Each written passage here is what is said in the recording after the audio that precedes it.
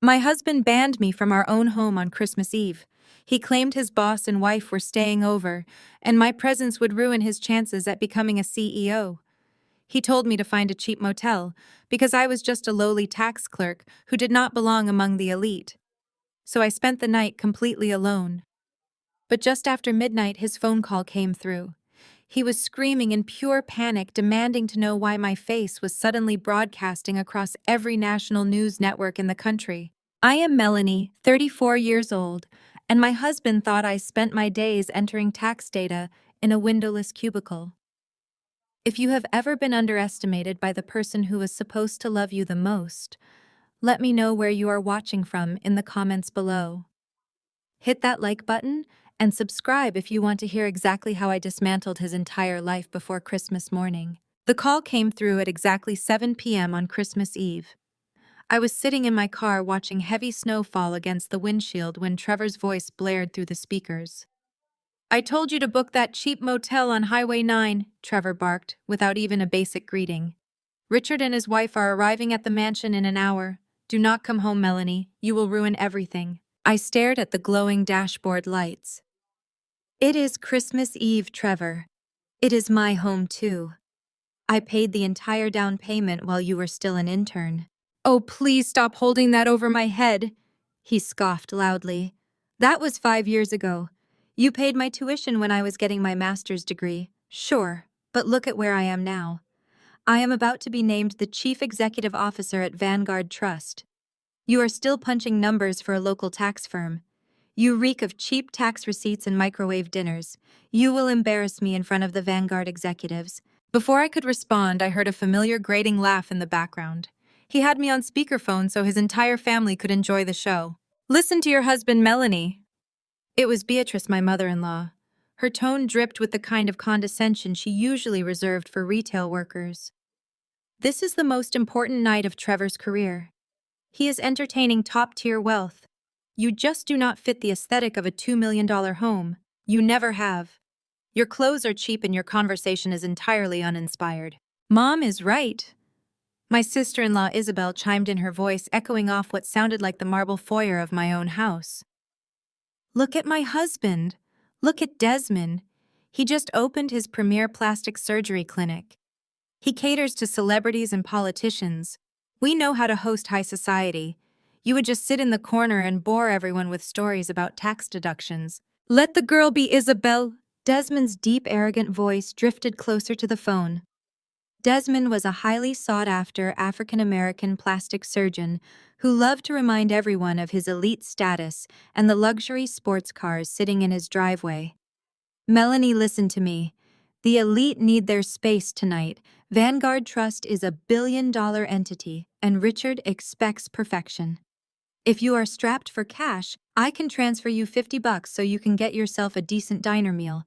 Treat yourself to a slice of cherry pie on me." The sheer audacity of their words washed over me cold and sharp.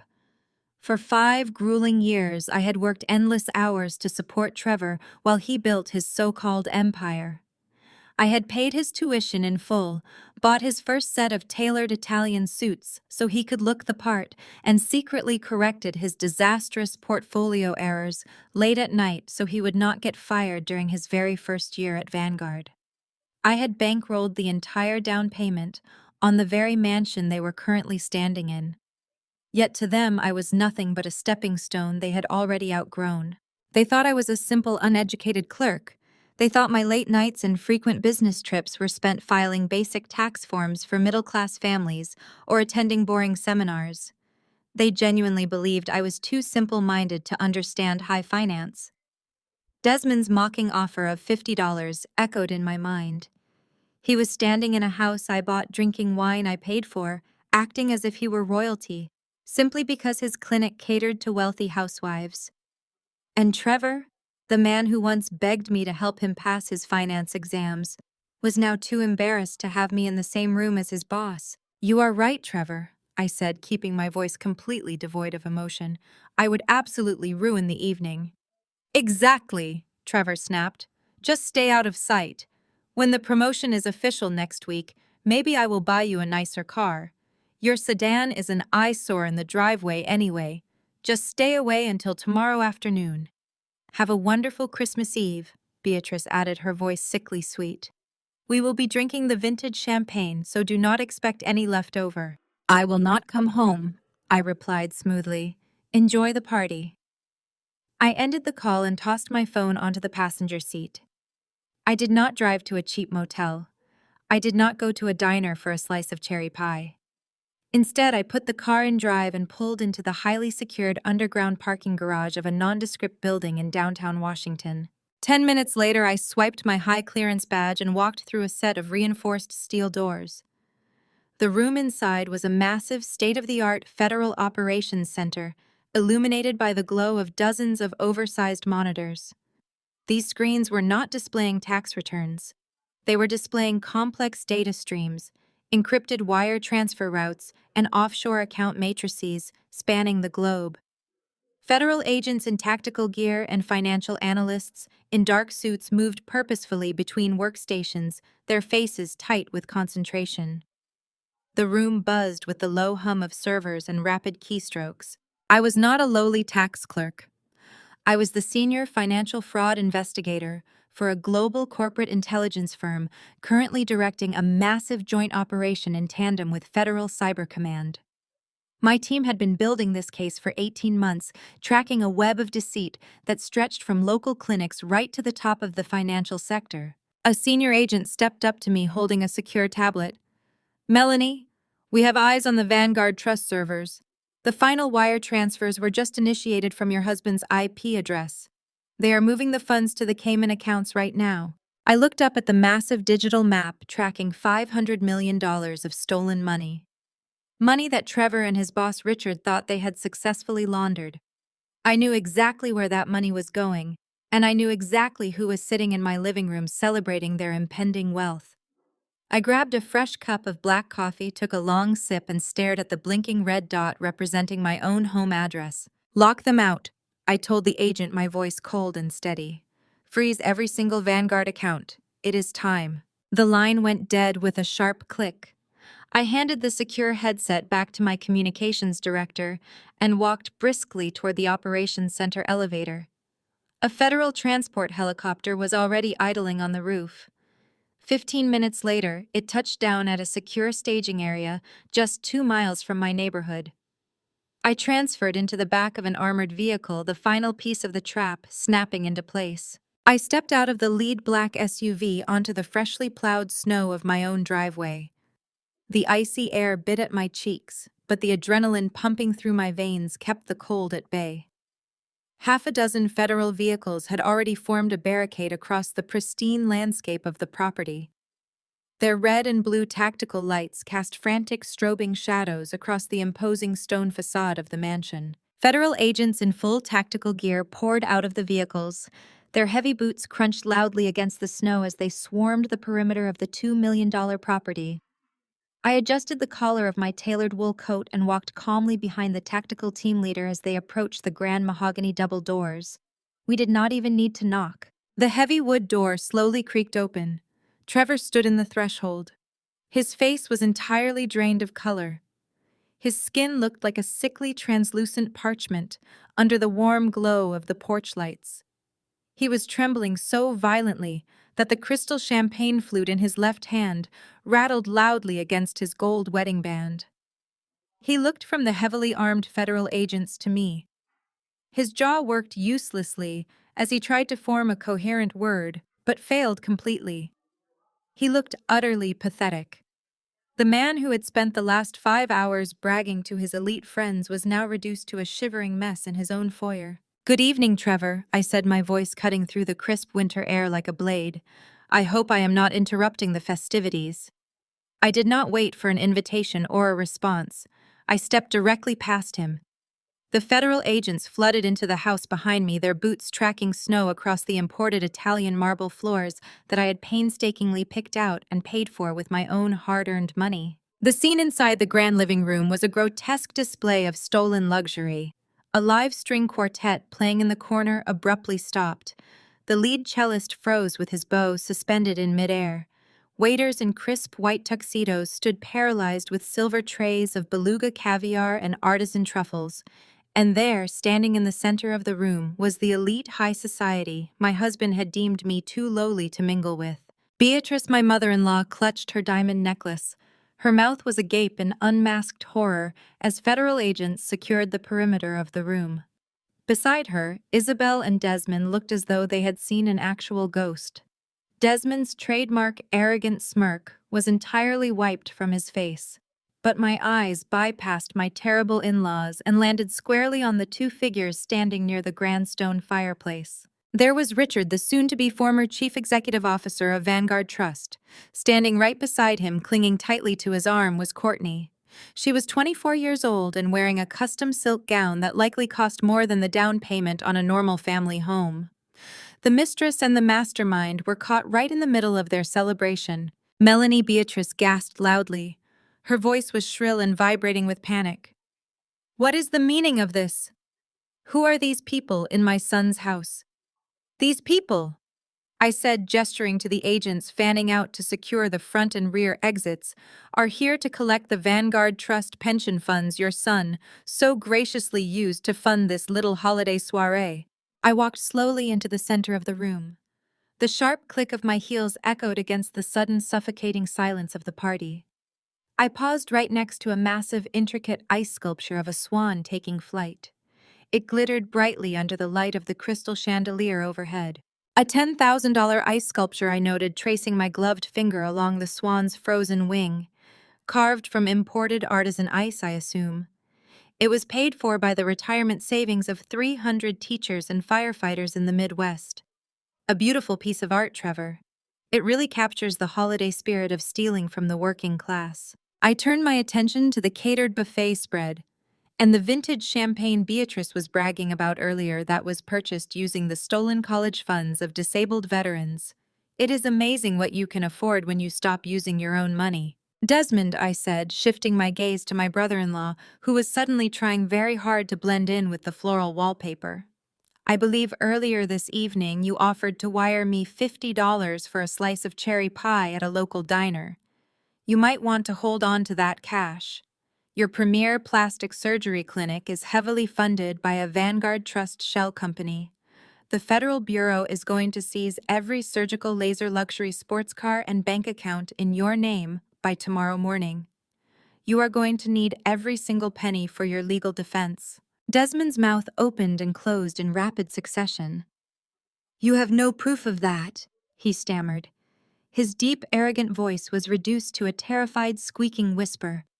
"I have the entire ledger," I replied smoothly, not breaking eye contact, "and all of the offshore receipts. The authorities will be visiting your clinic first thing tomorrow morning. I hope your celebrity politicians are ready for a media circus." Isabel let out a sharp gasp, clutching her husband's arm as if I had physically struck them. "Melanie, this is family.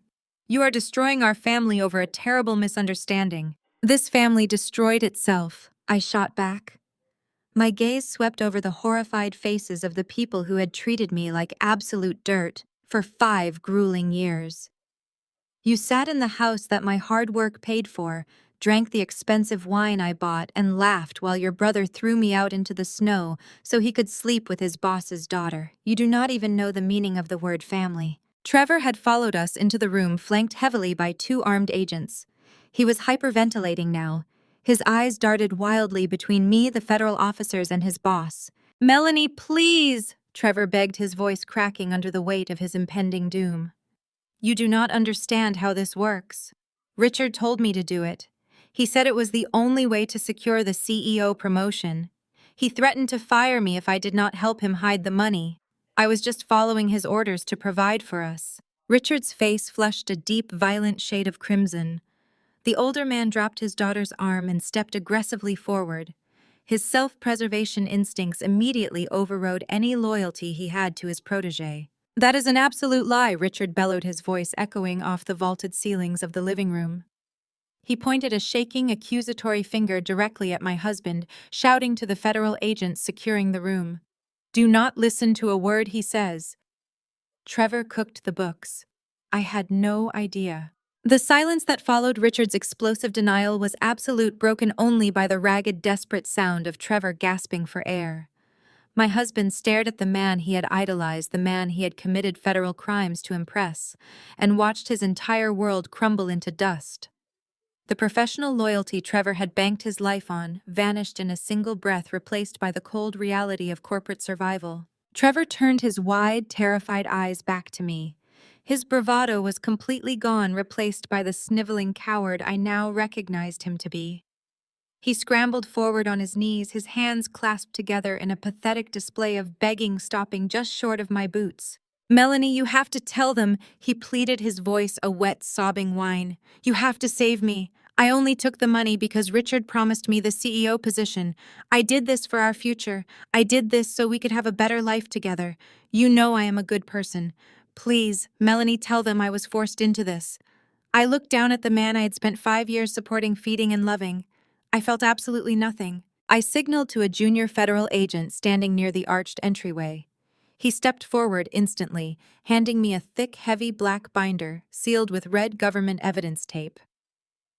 I took the binder, walked calmly over to the polished black Steinway grand piano sitting in the corner of the room, and dropped the stack of documents onto the closed lid.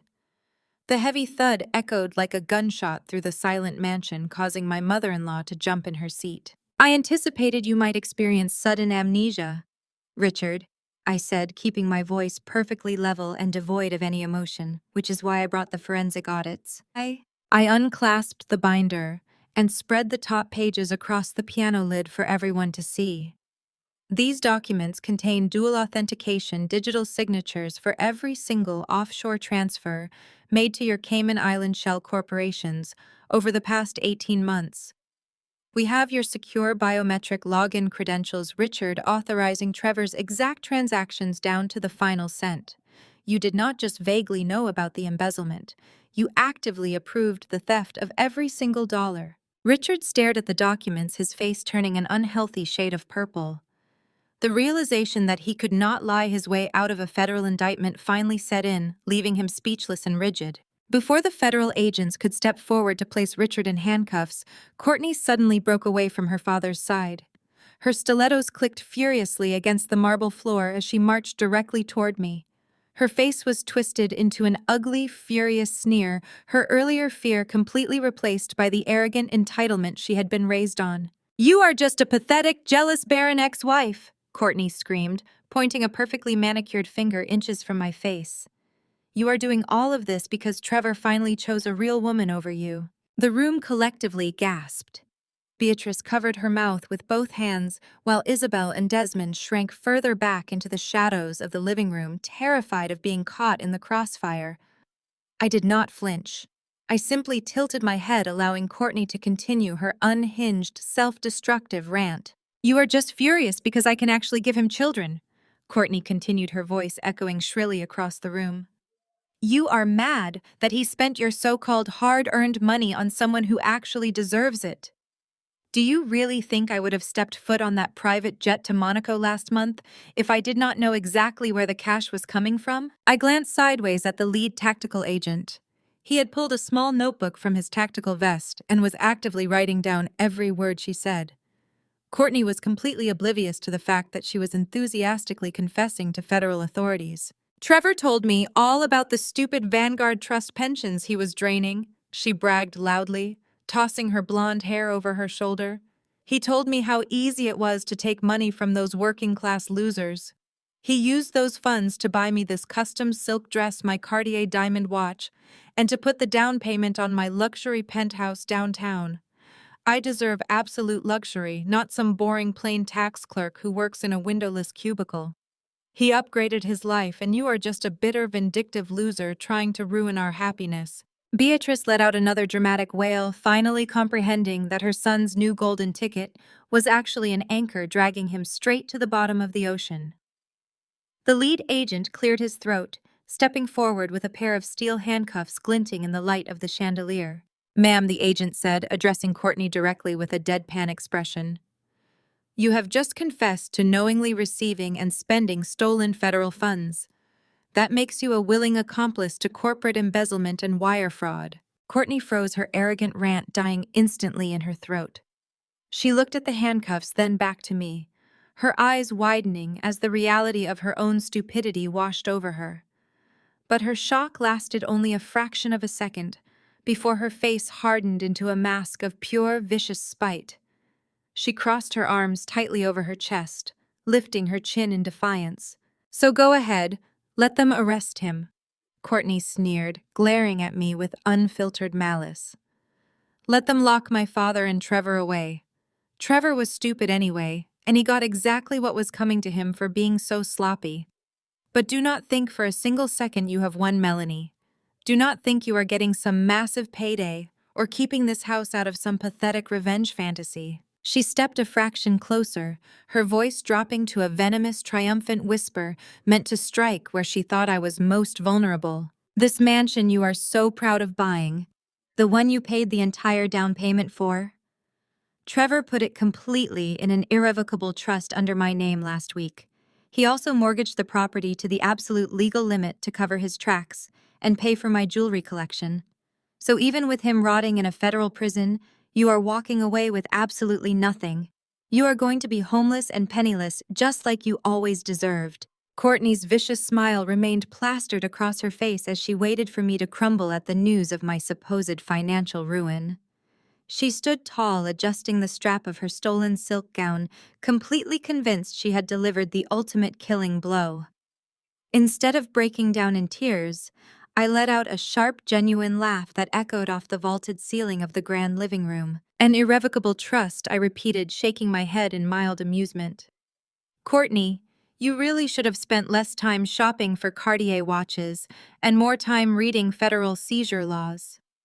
When the funds used to secure a property are proven to be embezzled from a federal entity, the asset is immediately seized under the Racketeer Influenced and Corrupt Organizations Act. Your precious little trust is entirely null and void. As for the mortgage, the bank will be absolutely thrilled to know their collateral is tied to a massive federal crime. You are not keeping this house. You are barely keeping the clothes on your back." Courtney's triumphant sneer vanished instantly.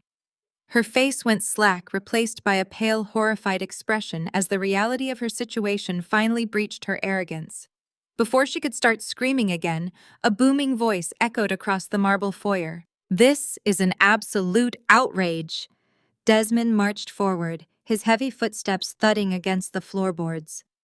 He puffed out his broad chest, his custom-tailored tuxedo straining against his shoulders as he positioned himself aggressively between me and the cowering figures of Trevor and Richard. He tried to use his sheer physical presence to intimidate me, glaring down with a look of pure contempt. "You listen to me right now, Melanie. You have completely lost your mind. Do you have any idea who you are dealing with tonight?" I looked up at him, my expression entirely bored. "A complicit beneficiary of federal wire fraud. I am one of the most elite plastic surgeons in this entire state." Desmond boomed, his voice vibrating with unchecked arrogance and fury. "My clinic caters to the wealthiest, most influential people in this city. I operate on senators. I dine with the mayor. I have high society clients on speed dial who could have your little corporate intelligence firm permanently shut down by tomorrow morning." He pointed a thick, manicured finger directly at my chest, his face contorted with rage. "This entire circus is defamation. It is a pathetic, vindictive smear campaign because you simply could not handle the fact that your husband outgrew you. I am going to call my elite legal team right now, and then I am calling the mayor personally. I will see to it that you are fired, blacklisted, and sued into absolute oblivion for dragging my family's prestigious name through the mud." I did not flinch. I did not take a single step backward. I simply held his furious gaze while reaching back into the thick black binder still resting on the lid of the grand piano. I bypassed the Vanguard Trust forensic audits and pulled out a separate, thinner secondary ledger bound in bright red plastic. "Call the mayor, Desmond," I said, my voice dropping to a dangerous, icy calm that made him hesitate. "In fact, put him on speakerphone right now. I am sure his office would love to know exactly how his favorite elite surgeon financed that state-of-the-art medical facility." Desmond froze. His outstretched finger trembled slightly in the air before he slowly lowered his hand. "What are you talking about?"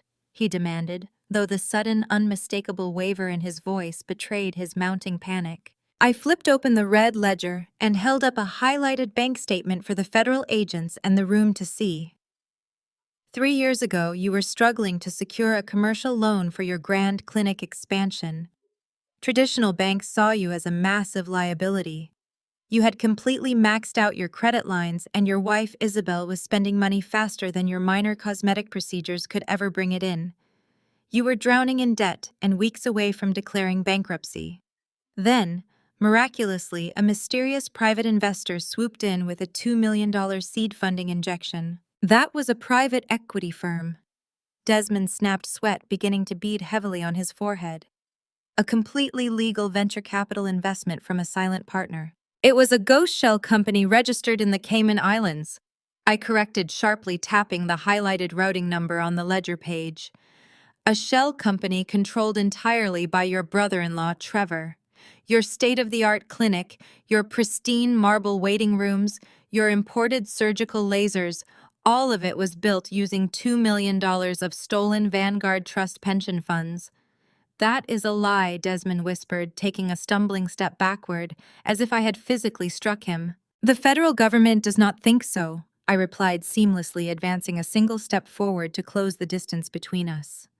Trevor needed a reliable place to clean the dirty cash locally without raising red flags.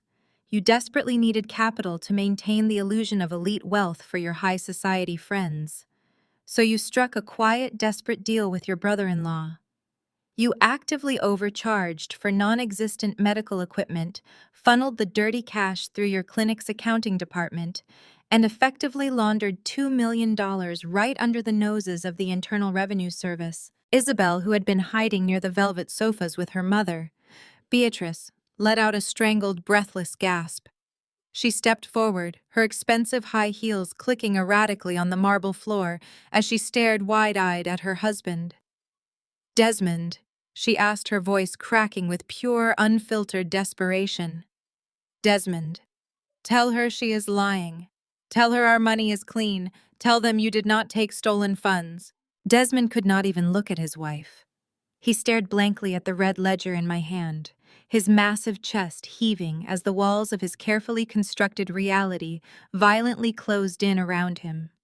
His elite status, his mayoral connections, his arrogant pride, all of it was suddenly rendered completely worthless in the face of federal evidence. "You always loved to remind me of my lowly place, Desmond," I said, my voice ringing clearly through the dead silence of the mansion.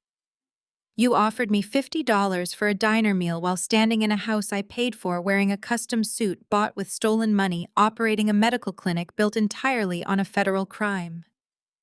I closed the red ledger with a sharp, echoing snap that made Isabel jump. "You can try calling the mayor," I continued smoothly, "but you might have trouble getting a signal. Federal authorities arrived at your clinic exactly 20 minutes ago.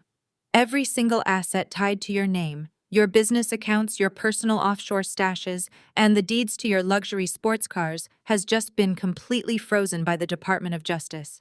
Isabel turned slowly to look at her husband. The realization hit her with the devastating force of a physical blow. Her lavish shopping sprees, the exclusive country club memberships, the endless bragging about her elite lifestyle, it was all built on a fraudulent house of cards that had just been burned to the ground. The silence in the grand living room was thick and suffocating. The reality of Desmond's frozen assets settled over Isabel like a physical weight. Her eyes darted from her husband's pale face to the federal agent standing by the doors, and finally to Trevor, who was still kneeling on the marble floor in handcuffs. Something inside Isabel snapped. The polished high society facade she had worn for years violently shattered. With a sudden guttural scream, Isabel lunged forward. Her designer heels slipped on the marble, but she caught her balance, marching directly toward her brother. Before any of the federal agents could intercept her, she raised her hand and struck Trevor across the face. The sharp crack of the slap echoed through the massive room, snapping everyone out of their frozen shock. "You absolute idiot!" Isabel shrieked, her perfectly styled hair falling into her face as she raised her hand to strike him again. "You ruined us. You ruined my family. Everything we have is gone because you were too stupid to cover your tracks. Trevor cowered, raising his cuffed hands to shield his face. But he did not have to. Beatrice sprang to life. Moving with a speed that defied her age, my mother-in-law rushed across the foyer and grabbed Isabel by the shoulders, dragging her backward. "Stop it!" Beatrice cried out, her voice pitching into a hysterical sob. "Do not hurt him. He is your brother. He destroyed my husband." Isabel screamed, pointing a shaking finger at Desmond, who was currently being patted down by a federal agent. "We are going to lose the country club. We are going to lose the house. My children will be ruined because of his sloppy, pathetic greed." Beatrice turned her frantic gaze away from her daughter and locked onto me. The sheer panic in her eyes quickly morphed into something else entirely. It was the familiar, calculating look of a woman who was used to manipulating every situation to her advantage. She let go of Isabel and took 2 steps toward me, her hands clasped together in a pleading, desperate gesture. "Melanie, sweetheart?" Beatrice began, her voice dropping into a sickeningly sweet, pleading register. "Please look at what this is doing to us. Look at what you are doing to your family." "We are all family, Melanie. Families fight, they make mistakes, but they do not send each other to federal prison. We can fix this. You just need to tell these officers to leave. Tell them it is a misunderstanding." I stared at her, completely unfazed by the performance. "A misunderstanding. Beatrice," I asked, my voice echoing coldly off the walls. "Stealing millions of dollars from working-class pension funds to finance your luxury lifestyle is not a misunderstanding. It is a calculated federal crime." Beatrice gasped dramatically, bringing a hand to her chest. She began to breathe in short, ragged gasps, leaning heavily against the nearest armchair, her face contorted into a mask of sudden physical agony. "My heart," Beatrice moaned, her eyes fluttering shut. "Melanie, please, the stress. You are giving me palpitations.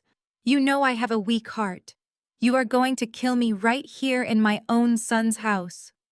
I did not move a single inch to help her. I simply watched the performance play out, waiting for her to open her eyes. When she peeked through her eyelashes to check if I was buying the routine, I smiled. "Your heart is perfectly fine, Beatrice," I said, my tone laced with absolute boredom. "Just like it was perfectly fine 4 years ago when you claimed you were having a cardiac episode, so Trevor would cancel our 2-week honeymoon to Italy. You made him stay by your bedside in a luxury private hospital suite while I sat alone in our apartment. The doctors found absolutely nothing wrong with you. You just could not stand the thought of your son spending his money on me instead of you." Beatrice dropped her hand from her chest, her posture instantly straightening. The fake medical emergency evaporated into thin air as she glared at me with undisguised hatred. "You were always a selfish, ungrateful girl," Beatrice hissed, her voice turning venomous. "You never fit in with us. You never understood the pressures of maintaining our social standing." "I understood perfectly," I countered, taking a step toward her. "I understood that your social standing was entirely funded by Trevor's embezzlement. But you were not just spending his stolen money on designer clothes and country club dues, were you?" Beatrice froze. The malicious anger in her eyes was instantly replaced by genuine terror. I reached into the inner pocket of my coat and pulled out a small, folded stack of banking records. I held them up, letting the harsh, tactical lights from outside illuminate the pages. "You complain about stress, Beatrice, but I imagine the real stress was hiding your underground gambling habit from the rest of your elite friends." I read from the top page, my voice loud and clear. $500,000 wired directly from Vanguard Trust offshore accounts to a private high-stakes poker ring in Atlantic City over the course of 8 months. Trevor was not just funding Desmond's clinic or buying Courtney penthouses. He was frantically embezzling money to keep the loan sharks from breaking your legs. Isabel gasped again, turning her horror onto her mother. "You lost $500,000 playing cards," she shrieked. Beatrice ignored her daughter, staring at the bank records in my hand like they were a loaded weapon. Her entire world was collapsing, and the desperate realization that she was completely cornered finally broke her. She fell to her knees right next to Trevor, her pristine evening gown pooling on the marble floor. "Melanie, wait." Beatrice babbled the words spilling out of her mouth in a frantic, unhinged rush. We can make a deal. We can arrange something right now that benefits everyone. Just listen to me. I crossed my arms, looking down at the two of them. I am listening. Beatrice looked wildly around the room, her eyes darting from the federal agents to Richard to Courtney, and finally back to me. She swallowed hard, her mind racing to find any possible angle of survival. If you stop this, Beatrice pleaded, her voice echoing with utter desperation. If you tell the agents to drop the investigation and let us handle this privately, I will fix everything. I will make Trevor sign the divorce papers tonight. I will personally make him marry Courtney so Richard gets exactly what he wants and the Vanguard money stays in the family. We will handle the finances. And you, Melanie, you can keep the mansion. You can have the house completely free and clear. Just let us walk away. The absolute absurdity of the offer hung in the air.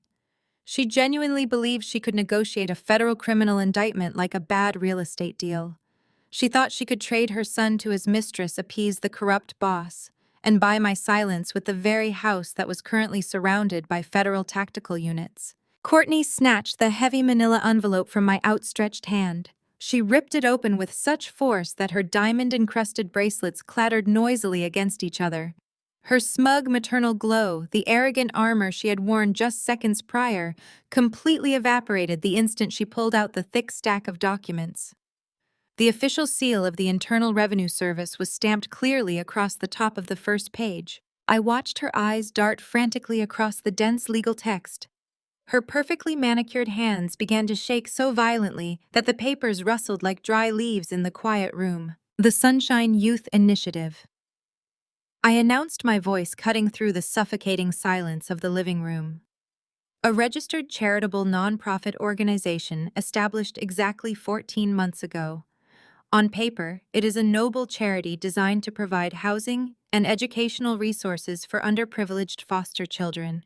In reality, it is a fraudulent shell corporation you set up to wash the dirty money Trevor was siphoning out of the Vanguard Trust pension funds. Courtney's jaw dropped open. She tried to speak, but only a dry, choking sound emerged from her throat. You did not just spend stolen money, Courtney. I continued, stepping closer so she could hear every single syllable clearly. You actively participated in a highly sophisticated money laundering operation. You funneled millions of dollars through a fake charity claiming tax exemptions on embezzled funds, and then used that clean money to pay for your luxury penthouse, your private flights to Monaco, and your custom silk gowns. You literally stole from fictional orphans to fund your high society lifestyle. The lead federal agent stepped forward, his hand resting casually on his utility belt. He looked at Courtney with absolute, unfiltered disgust. Wire fraud, tax evasion, and racketeering, I stated, never breaking eye contact with her terrified face. The family courts might be lenient on a pregnant woman in a minor civil dispute, Courtney, but the federal government does not grant maternity leave for orchestrating a massive corporate embezzlement ring. You are looking at 20 years in a federal penitentiary. The reality of her impending imprisonment shattered whatever remained of Courtney's arrogant facade. The survival instinct of a cornered animal took over. She dropped the IRS documents onto the floor as if they were soaked in acid and spun around to face her father. He made me do it. Courtney shrieked, her voice cracking into a hysterical, ear-piercing pitch. She pointed a shaking finger directly at Richard's chest, backing away from him as if he were diseased. My father set up the charity. He brought the incorporation paperwork to my apartment last year and ordered me to sign on the line as the executive director. He said it was just a standard corporate tax write-off for Vanguard Trust. I did not know it was Trevor's stolen money. He used me to hide his own crimes. Richard's face twisted into a mask of pure, unadulterated fury. The sophisticated, untouchable CEO vanished entirely, replaced by a desperate, cornered criminal willing to destroy his own flesh and blood to save his own skin. You lying, ungrateful brat, Richard roared, stepping aggressively toward his pregnant daughter with his fists tightly clenched. The federal agents immediately moved in, forming a physical wall of dark tactical gear between the father and daughter. Richard did not care. He leaned over the shoulder of the closest agent, practically spitting his venomous words at Courtney. You knew exactly where every single dollar of that money was coming from. Richard bellowed, his face turning a deep, violent shade of red. You begged me to let you manage the charity accounts so you could expense your lavish shopping sprees in Milan without triggering an audit. You signed those tax returns willingly because you wanted to live like a billionaire on another man's dime. Tell them the truth. Tell them you orchestrated the fake invoices for the charity galas that never even happened. I did not! Courtney screamed back, tears of genuine panic streaming down her face, ruining her expensive makeup. You are the CEO. You are the mastermind. I am just a pregnant woman. You forced me into this because you are a greedy, corrupt monster. Trevor watched this grotesque display from his position on the cold marble floor. The elite, sophisticated family he had destroyed our marriage to join was currently tearing each other apart like rabid dogs. Courtney, the woman carrying his supposedly precious child, was sobbing and screaming obscenities at her own father, desperately trying to trade his freedom for her own. Richard was enthusiastically listing off every illegal luxury purchase his daughter had made to the federal agents, ensuring she would go down right alongside him. There was no loyalty. There was no love. There was no elite high society solidarity. They were just rats trapped on a rapidly sinking ship, willing to drown anyone in their path to keep their own heads above water. Trevor slowly turned his head back to me. He looked at the shattered remains of his new life. He looked at his mother, Beatrice, who was still weeping on the floor. He looked at Desmond and Isabel, whose fraudulent medical empire had just been seized. Then he looked up at my cold, unwavering expression. He knew Richard and Courtney were finished. He knew his family was ruined. He realized he was the only one left in the room holding a single card left to play. Trevor dragged himself across the marble floor on his knees, ignoring the sharp commands of the federal agents telling him to stay put. He crawled toward me like a beaten animal, his chest heaving with desperate, ragged breaths. Melanie. Trevor gasped, his voice, a frantic, breathless whisper meant only for my ears. Melanie, listen to me right now. Richard does not have the master access. Courtney does not have it. The feds do not know where the rest of it is hidden. I am the only one who holds the biometric keys to the Cayman Island offshore accounts. He looked up at me with wild, bloodshot eyes, entirely willing to sell out the very people he had just sacrificed his marriage to impress. I will give you everything, Melanie, Trevor begged, his voice trembling with sheer desperation. I will surrender the master ledger. I will give you the encryption keys and the account numbers holding the remaining $40 million of untouched capital. I will hand over every single piece of evidence you need to bury Richard and Courtney forever if you just get me federal immunity. I looked down at Trevor's pleading, tear-streaked face, and a sudden sharp sound erupted from my throat. It was not a gasp of surprise or a sigh of relief. It was a laugh. A loud, genuine, thoroughly amused laugh that echoed off the high vaulted ceilings and cut straight through the heavy tension of the living room. Trevor blinked, his desperate expression faltering as he knelt on the cold marble. The tactical agents securing the perimeter exchanged briefly stoic glances, their hands resting comfortably on their utility belts. You want to trade the Cayman Island accounts for federal immunity? I asked, shaking my head as I looked at the pathetic man I used to call my husband. Trevor, you are trying to bargain with chips you do not even hold. You have absolutely nothing left to trade.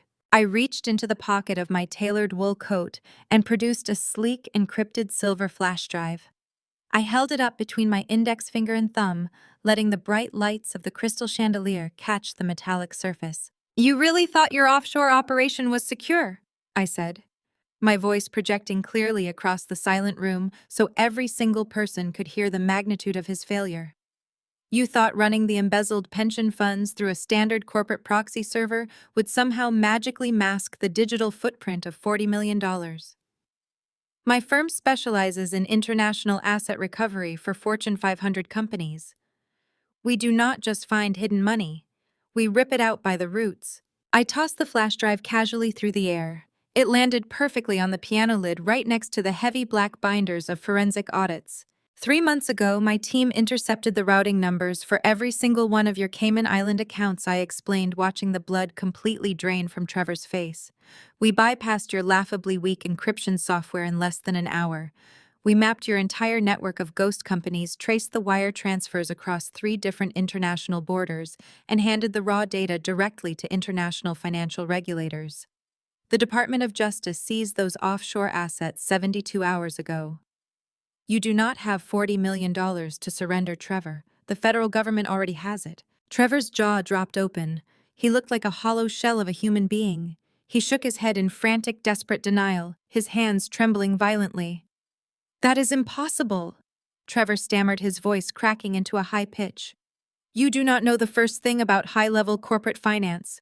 I built those encryption protocols myself. I am the vice president of Vanguard Trust. I am a financial expert. I took a slow, deliberate step forward, my heels clicking sharply against the stone floor. You are a fraud, Trevor. You have always been a complete fraud. You only have that executive title because I handed it to you. His eyes widened in shock, darting nervously toward his boss. What are you talking about? 5 years ago, you were a junior analyst terrified of losing your entry-level job. I reminded him, stripping away the very last piece of his inflated ego. Do you remember the Sterling portfolio? You miscalculated the risk assessment algorithm so badly that you nearly cost Vanguard Trust $80 million in a single afternoon. You came home hyperventilating. You were crying in our kitchen, sobbing that your career was over before it even began. You begged me to look at the numbers. I watched the memory click into place behind his eyes. The realization hit him like a physical blow. I sat at our tiny kitchen table until 4 a.m, rewriting your entire financial model from scratch. I continued, my tone completely merciless. I fixed your catastrophic errors. I built the projection algorithms you presented to Richard the very next day. You took my hard work, slapped your name on the cover, and rode my intelligence all the way to the executive floor. I looked at him with pure, unadulterated disdain. You never had the financial acumen to pull off a massive embezzlement scheme. You only got this far because you were clumsily mimicking the basic strategies I taught you. But you forgot one crucial detail when you decided to betray me. I am the one who built the system you used. I know exactly where all the digital backdoors are. Tracing your stolen money was the easiest job my firm has taken all year. Courtney let out a bitter, mocking laugh from across the room. She looked at Trevor with absolute revulsion, stepping completely away from him. She thought she had stolen a financial mastermind, a wealthy whale who could fund her luxurious lifestyle forever. Instead, she realized she had ruined her life for a pathetic copycat who got by on his ex-wife's intelligence. You are just a stupid, sloppy loser, Courtney spat at him, her voice dripping with venom. You ruined my entire life for money you did not even know how to steal properly. Beatrice buried her face in her hands, weeping loudly into her palms. Her golden boy was completely exposed. There was no more elite status. There was no more bragging to her country club friends. Trevor slumped forward, his forehead pressing against the cold marble floor. The absolute reality that he had been outsmarted, outmaneuvered, and completely stripped of his stolen empire finally broke him. He began to sob loudly, a ruined man with no leverage, no money, and no future. While the entire room was momentarily captivated by Trevor's pathetic breakdown, my eyes caught a subtle, calculated movement near the grand stone fireplace. Richard had gone entirely silent. The arrogant, screaming CEO, who had just tried to throw his own pregnant daughter to the federal wolves, had completely vanished. He was moving with the slow, deliberate precision of a predator, realizing it was suddenly the prey. His tailored suit jacket was unbuttoned, his hands were empty, and he was inching backward toward the shadows of the arched hallway. That specific hallway led directly through the massive catering kitchen and out into the attached 4-car garage. Richard thought we were all too distracted by Trevor's confession to notice him slipping away. He thought he could abandon his daughter, his protégé, and his ruined company to make a desperate run for his private jet. Richard moved with the silent, desperate urgency of a man who knew his entire empire had just vaporized. He backed into the shadows of the arched hallway, his eyes fixed on the chaotic scene in the living room. Trevor was still sobbing on the floor. Beatrice was wailing, and Courtney was shouting obscenities. Taking advantage of the sensory overload, Richard spun on his heel and sprinted toward the swinging doors of the catering kitchen. His heavy footsteps echoed off the pristine subway tile as he tore through the kitchen, knocking over a tray of crystal champagne flutes. They shattered against the floor, but Richard did not look back. His eyes were locked on the reinforced steel door leading to the expansive four-car garage. His private jet was idling on the tarmac at a private airfield just 20 miles away. He reached out his hand, wrapping around the cold metal handle of the garage door. He yanked it open, ready to vanish into the night. He stepped straight into a solid wall of black tactical armor. "Going somewhere, Richard, the lead federal agent?" asked his voice, a low, threatening rumble. 3 heavily armed agents stepped out of the shadows of the garage. Before Richard could formulate a single excuse or pivot back toward the kitchen, 2 agents seized his arms. They slammed him roughly against the hood of his custom-imported Bentley. The sharp crunch of metal straining under his weight filled the garage as they kicked his legs apart and wrenched his arms behind his back. The distinct metallic click of heavy handcuffs locking around Richard's wrists signaled the absolute end of his reign. I walked casually through the swinging kitchen doors, stepping carefully over the broken glass. The rest of the disgraced family was being marched in right behind me by the remaining agents. Trevor, Beatrice, Isabel, and Courtney were forced to watch as the untouchable CEO was thoroughly patted down like a common street criminal. "Check his inner breast pocket," I instructed the lead agent, crossing my arms as I stopped a few feet away from the Bentley. "He never travels without his master keyring." The agent reached inside Richard's tailored suit jacket and pulled out a heavy cluster of electronic fobs. He held them up, the polished silver, catching the harsh fluorescent lighting of the garage. "Tag and seize the entire fleet," I commanded, my voice echoing off the concrete walls. The Bentley, the 2 Aston Martins, and the vintage Porsche. They were all purchased using the fraudulently inflated Vanguard Trust corporate accounts. The Department of Justice has fully authorized the immediate asset forfeiture of every single vehicle on this property. Ensure none of these cars leave this driveway unless they are on a federal tow truck. Richard twisted his head, grinding his cheek against the sleek hood of the Bentley. His face was purple with rage. "You have no right to do this, Melanie. Those cars are registered under a private holding company. You are overstepping your jurisdiction. I will have your firm sued into oblivion by tomorrow morning. You do not have the liquid capital to hire a traffic lawyer, let alone sue a federal contractor," I replied coldly, staring down at him. "Your holding companies were dismantled by the SEC 3 hours ago. You own absolutely nothing." Courtney watched her father being restrained against the hood of his prized car. The reality of their total financial annihilation finally penetrated her thick skull. She was not just losing Trevor's stolen money. She was losing her father's empire. She was losing her status. The glamorous life of luxury she had ruthlessly clawed her way into was completely gone. She threw her hands up into the air, her face contorting into a mask of pure spoiled fury. She stomped her designer heel against the concrete floor, letting out a piercing shriek of sheer frustration. "This is completely insane!" Courtney screamed, her voice echoing wildly through the cavernous space. "I demand to speak to my personal attorney right now. You cannot treat us like this.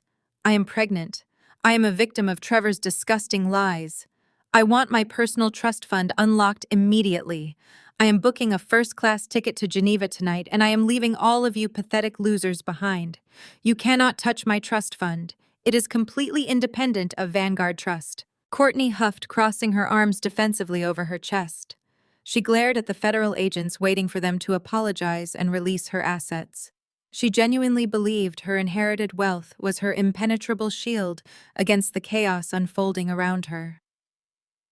I looked at Courtney, letting a slow, razor-sharp smile spread across my face.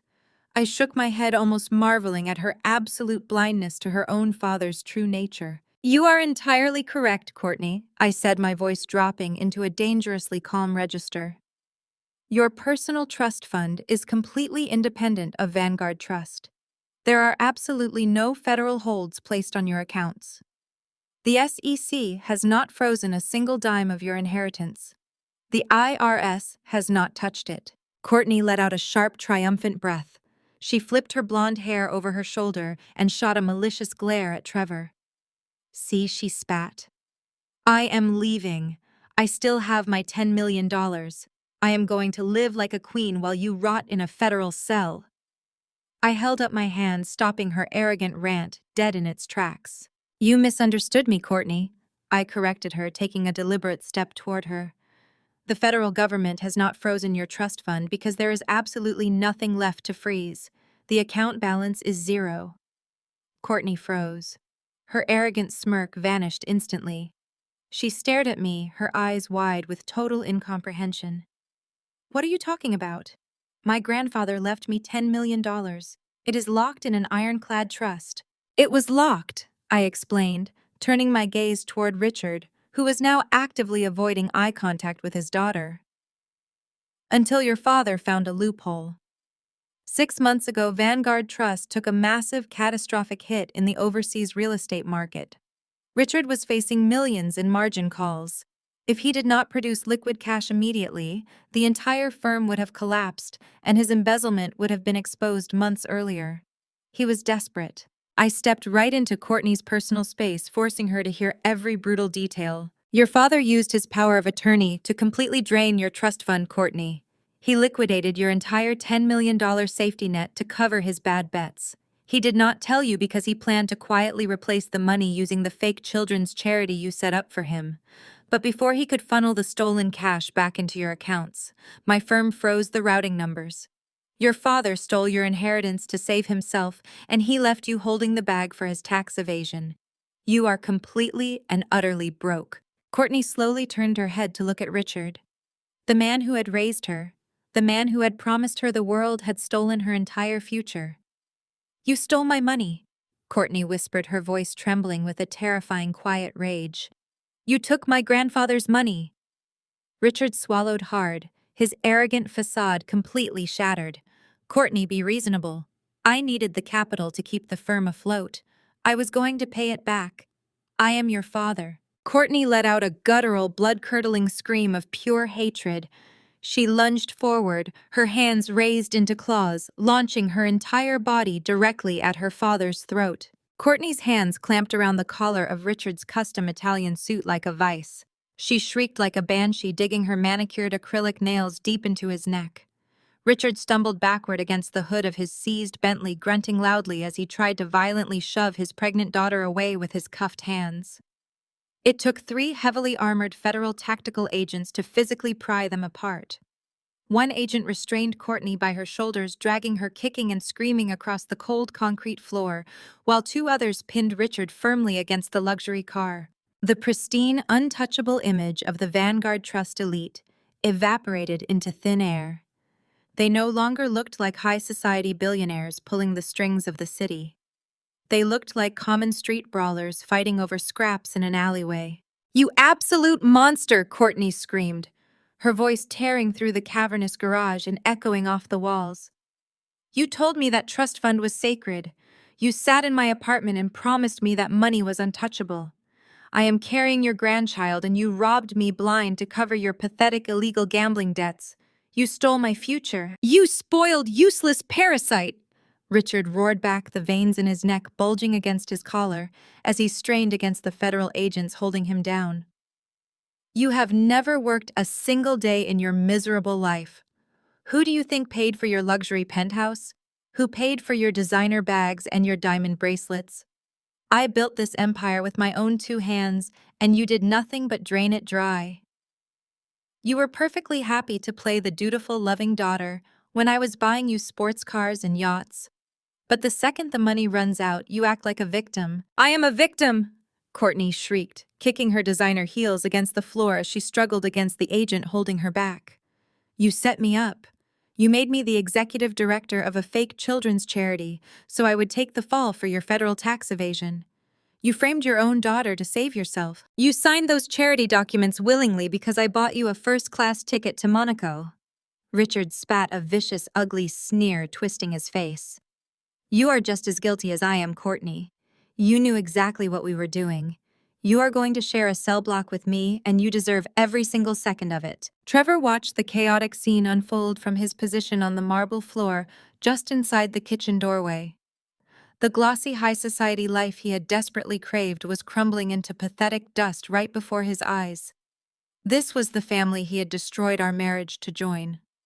These were the elite, untouchable billionaires he thought would elevate him to greatness. Now they were screaming obscenities, violently turning on each other like rabid animals the moment their stolen wealth vanished. He looked at Courtney, the woman he had traded me for.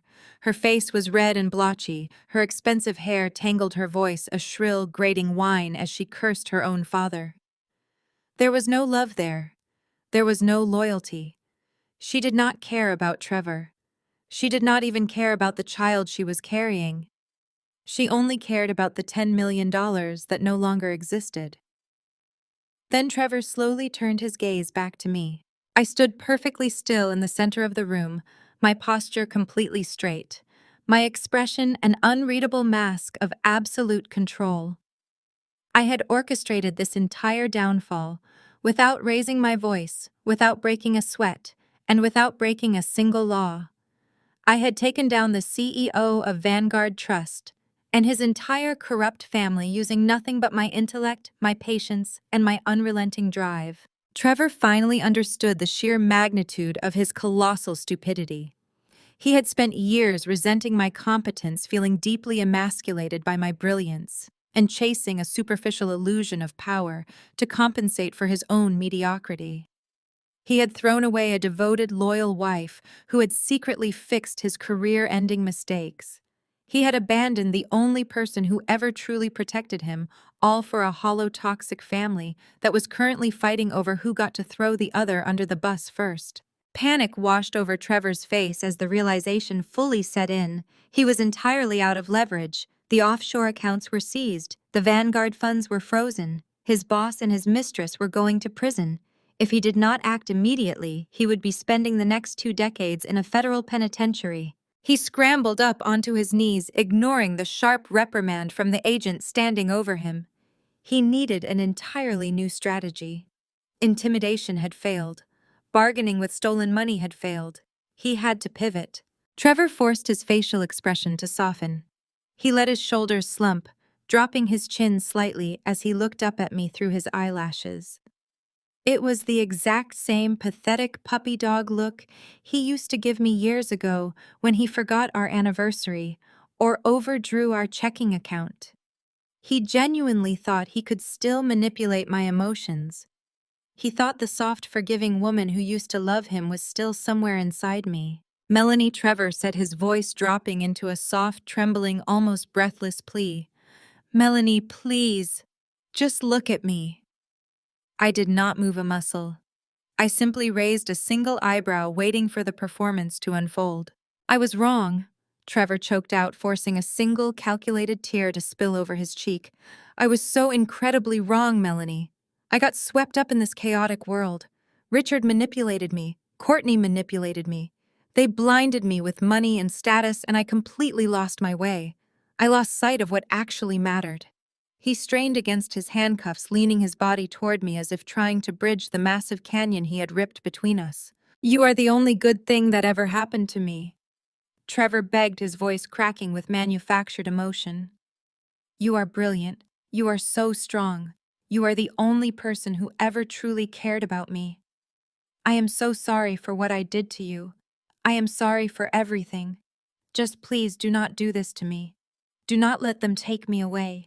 We can fix this. I can change. We can go back to how things used to be, just you and me. I stared at him with absolute clinical detachment. I felt no pity. I felt no sorrow. I felt absolutely nothing for the man kneeling in front of me. I just felt a profound sense of relief that this pathetic excuse for a human being was finally out of my life forever. You are completely delusional, Trevor, I said, my voice sharp and cutting. There is no you and me anymore. There is only you, a federal indictment, and a very long prison sentence. Trevor's soft, pleading expression instantly vanished. The fake remorse evaporated in a fraction of a second, replaced by a frantic, cornered panic. He realized the emotional manipulation was completely useless. He realized I was not going to save him. He looked wildly around the garage at the federal agents, who were now moving in to secure him for transport. He saw the armored tactical vehicles waiting in the circular driveway. His breathing became rapid and shallow. His mind raced, grasping at straws, digging frantically for any possible legal loophole to stop the inevitable. Suddenly his eyes widened. A triumphant, desperate light sparked in his pupils. He jerked his chin up, staring at me with a manic, unhinged grin spreading across his face. "You cannot do this!" Trevor shouted, his voice echoing loudly off the concrete walls as the agents grabbed his arms and hoisted him to his feet. "You cannot testify against me, Melanie. We are still legally married. The divorce is not finalized yet." He laughed, a sharp, hysterical sound, struggling aggressively against the agents as they pulled him toward the exit. "You cannot put me in prison," Trevor declared loudly, his voice echoing with desperate arrogance. "I invoke spousal privilege. You can't testify against me, Melanie. We're married." Spousal privilege. The heavy silence that followed Trevor's desperate declaration was almost suffocating. He kneeled on the cold stone floor, panting heavily, looking up at me with wild, victorious eyes.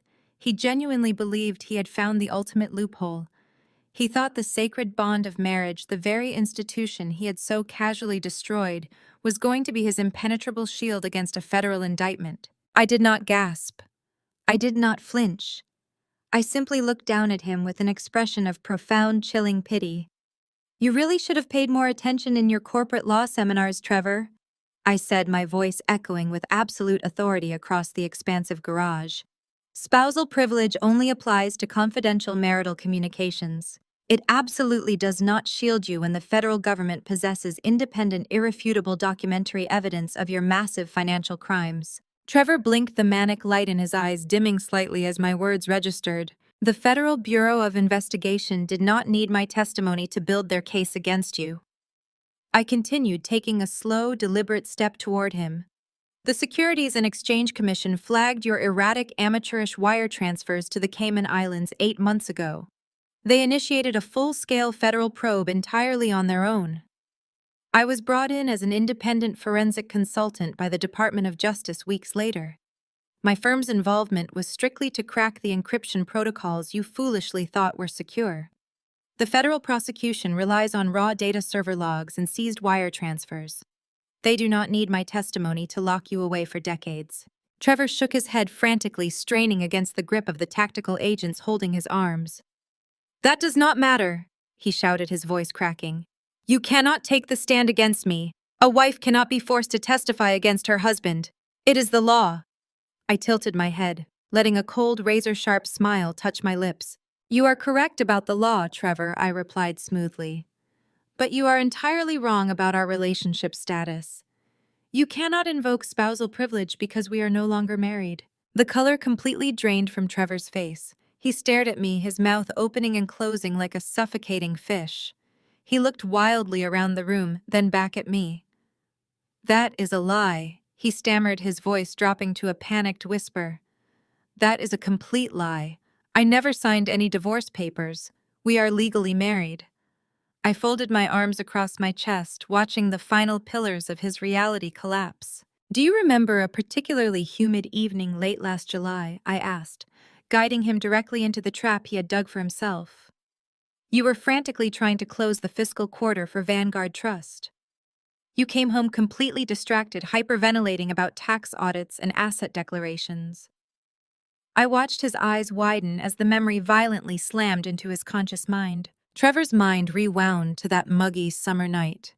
He had been pacing back and forth across our kitchen, constantly checking his expensive watch.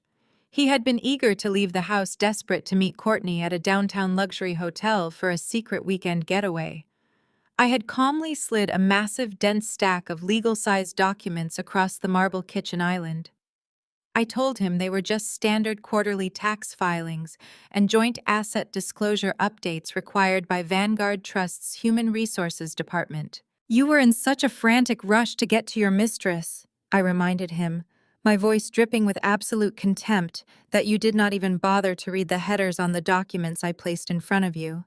You grabbed your expensive fountain pen and blindly scrawled your signature across 10 different signature lines. You thought you were signing tax forms. You were actually signing a comprehensive binding separation agreement and an uncontested divorce petition. You surrendered all claims to our shared properties, waived any right to spousal support, and legally severed our marriage." Trevor let out a choked, guttural gasp.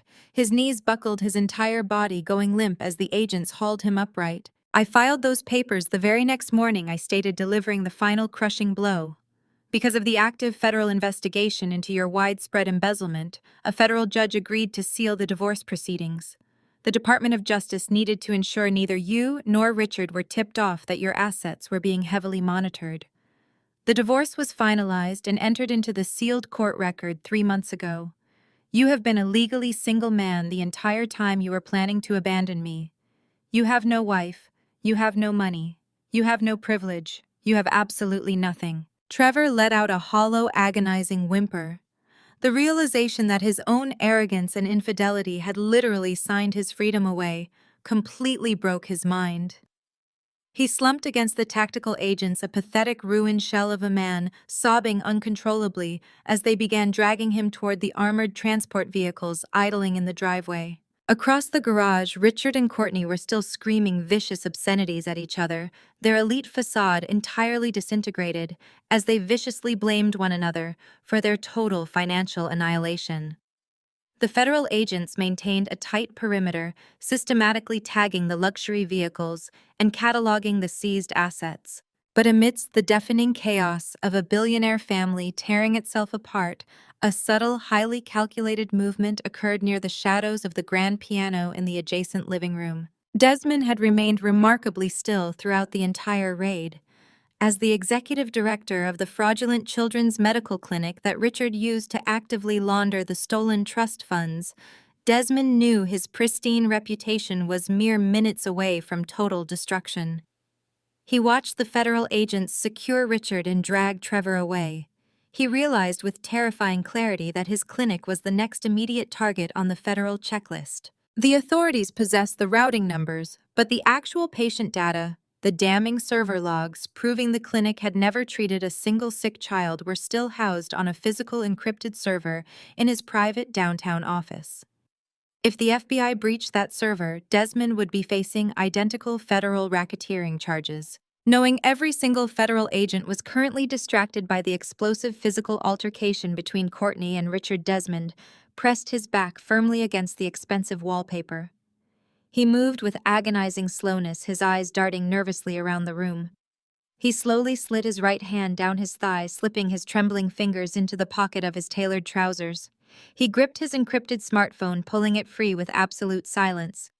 He hid the glowing screen against his hip, his thumb hovering directly over the emergency icon.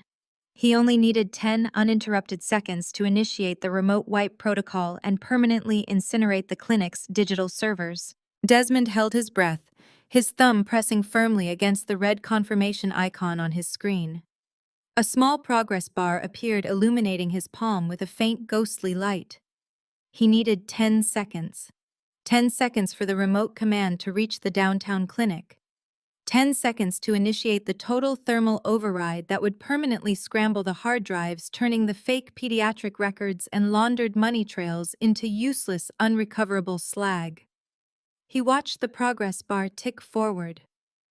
20%. 40%. The chaotic screaming of Courtney and Richard masked his racing heartbeat. 60%. He let out a slow, silent exhale, the tension bleeding from his rigid shoulders. He was actually going to pull this off. He was going to walk away from this burning wreckage with his medical license and his freedom entirely intact. 80%. A sharp, piercing alarm suddenly erupted from across the room. The sound did not come from Desmond's phone. It came from the heavy military-grade tablet strapped to the chest of the lead federal cybercrimes agent standing just a few feet away. The shrill, repetitive beeping completely silenced the screaming match in the garage. Even Courtney stopped struggling, turning her head to look. The agent tapped his screen once, nodded, and looked directly across the living room. "We have a ping," the agent announced, his voice carrying easily over the sudden, suffocating quiet. An unauthorized remote deletion protocol was just initiated. I turned my gaze away from the garage, my eyes locking onto Desmond. He was frozen against the expensive wallpaper, his hands still buried deep inside his trouser pocket. The remaining color drained from his face, leaving him looking like a polished, tailored corpse. "Nice try, Doctor," I said, my voice cutting through the heavy silence like a physical blade. I walked slowly toward him, my heels clicking rhythmically against the stone floor. Desmond pulled his hand out of his pocket as if the phone had suddenly caught fire. He stared at the screen. The progress bar was frozen at 99%, locked by a massive red error message. You honestly believed you were the only person in this room who understood digital infrastructure? I asked, stopping just a few feet away from his trembling form. You thought you could quietly erase 5 years of massive systemic money laundering, while the federal government was actively raiding your father-in-law's estate. Desmond opened his mouth to speak, but no words came out. His aristocratic, untouchable doctor persona evaporated, leaving behind a terrified, cornered amateur. My cybersecurity team anticipated your exact panic response 3 days ago, I explained, enjoying the absolute horror blooming in his eyes. The moment we traced Vanguard Trust's stolen capital directly into your clinic's operational accounts, we knew you would attempt a remote wipe the second the walls closed in. We bypassed your clinic's laughable firewall on Thursday night. We completely mirrored your servers, secured the physical hard drives, and installed a digital tripwire directly into your remote access portal. I gestured toward the federal agent, who was now holding up his tablet, displaying a mirrored image of Desmond's exact command screen. By pressing that button, you did not delete a single file. I continued, speaking with deliberate, merciless clarity. You sent a massive, highly traceable command straight into an active federal evidence trap. You just handed the Department of Justice a time-stamped, geolocated digital signature proving your direct knowing involvement in the embezzlement ring. Furthermore, attempting to destroy digital evidence during an active federal raid carries an automatic charge of felony obstruction of justice. You just guaranteed yourself a minimum of 10 years in federal prison before the financial trial even begins. Isabel, who had been standing frozen near the grand staircase, let out a sound that was half gasp, half scream. She turned on her husband, her face twisting into a mask of pure, unadulterated fury. The reality of his colossal stupidity hit her like a freight train. "You complete, utter idiot!" Isabel shrieked, closing the distance between them and shoving him hard against the chest. "You pressed the button. You actually pressed the button while the FBI was standing in our mother's living room." Desmond stumbled backward, holding his hands up defensively. "Isabel, please, I was trying to protect us, the patient files." "There are no patient files, you arrogant fool!" Isabel screamed, her voice cracking with rage. "There is only Richard's stolen money. You always thought you were a genius. You always walked around that clinic acting like you were the smartest man in the city. You told me your server encryption was completely impenetrable. You told me we were untouchable. And you just handed them the absolute proof they needed to lock you away forever." Isabel was shaking violently. She looked at the federal agents moving in to detain Desmond, then looked at the handcuffs already locked around her father's wrists in the garage. She realized instantly that the sinking ship was taking everyone down, and she refused to drown with a man who had just handed the government the rope to hang them both. She grabbed her left hand, her fingers violently twisting the massive 6-carat diamond wedding ring off her finger. She threw the heavy ring directly at Desmond's face. It bounced off his cheekbone and skittered across the marble floor. "I am done!" Isabel shouted, her chest heaving. "Do not expect me to visit you behind glass, Desmond. I am filing for divorce the second the courts open tomorrow morning. I am not going down for your pathetic incompetence." As federal agents moved forward, pulling Desmond's hands behind his back to secure the handcuffs, the sheer staggering reality of the situation finally crashed down on the matriarch of the family. Beatrice stood near the center of the room, completely surrounded by the ruins of her perfect elite life. Her husband was pinned against a ruined Bentley in handcuffs. Her golden son-in-law Trevor was being dragged out to an armored vehicle. Her eldest daughter Courtney was completely broke and facing federal conspiracy charges. Her youngest daughter Isabel was screaming for a divorce while her husband was arrested for felony obstruction. The vast generational wealth that had shielded Beatrice from consequences her entire life was completely undeniably gone. She saw 2 federal agents turn their attention away from Desmond and begin stepping deliberately toward her and Isabel. They were not leaving anyone behind. The warrants covered the entire family. Panic, sharp and blinding, seized Beatrice. She could not go to prison. She could not be photographed in handcuffs. She needed an out. She needed to stop the relentless, terrifying momentum of the raid right now. Beatrice let out a sudden theatrical gasp. She threw her right hand up, clutching dramatically at the collar of her silk blouse, her fingers digging into the fabric covering her chest. Her eyes rolled back slightly as she let out a loud, rattling groan that commanded the attention of everyone in the room. Her knees buckled outward, and with a sweeping, highly calculated motion, Beatrice collapsed onto the hard marble floor, faking a massive heart attack to halt the arrests. Beatrice hit the floor with a heavy, ungraceful thud that sent a violent shudder through the polished marble. She clutched her chest with both hands, her perfectly manicured nails tearing at the expensive silk of her designer blouse. Her eyes rolled back dramatically into her head, and she began to emit a series of high-pitched rattling wheezes. She kicked her heels weakly against the stone, arching her back in a theatrical display of sudden catastrophic agony. Trevor stopped dead in his tracks inside the garage. The tactical agents escorting him to the transport vehicle jerked to a halt as he violently threw his entire body weight backward. He twisted around his eyes, locking onto his mother's writhing form in the center of the living room. "Mom!" Trevor screamed, his voice tearing through the cavernous space, completely raw with panic. "Mom!" He fought like a caged animal. He kicked out at the nearest agent, his expensive loafers skidding across the concrete floor. He glared directly at me, his face turning an angry, splotchy purple. His delusion was so deep, he instantly looked for someone to blame for a medical emergency that was not even happening. "You did this, Melanie!" Trevor roared, spitting the words across the room as the agents wrenched his arms higher behind his back. "You pushed her too far. You are killing my mother." The room instantly descended into an entirely new layer of chaos. Isabel stopped screaming about her impending divorce, pressing her hands tightly over her mouth in shock. Richard paused his violent struggle against the hood of the seized Bentley, staring through the swinging kitchen doors. The federal agents instinctively tightened their perimeter, their hands resting cautiously on their radios. A federal raid of this magnitude targeting high-net-worth individuals in a sprawling multi-acre estate never happened without strict contingency plans.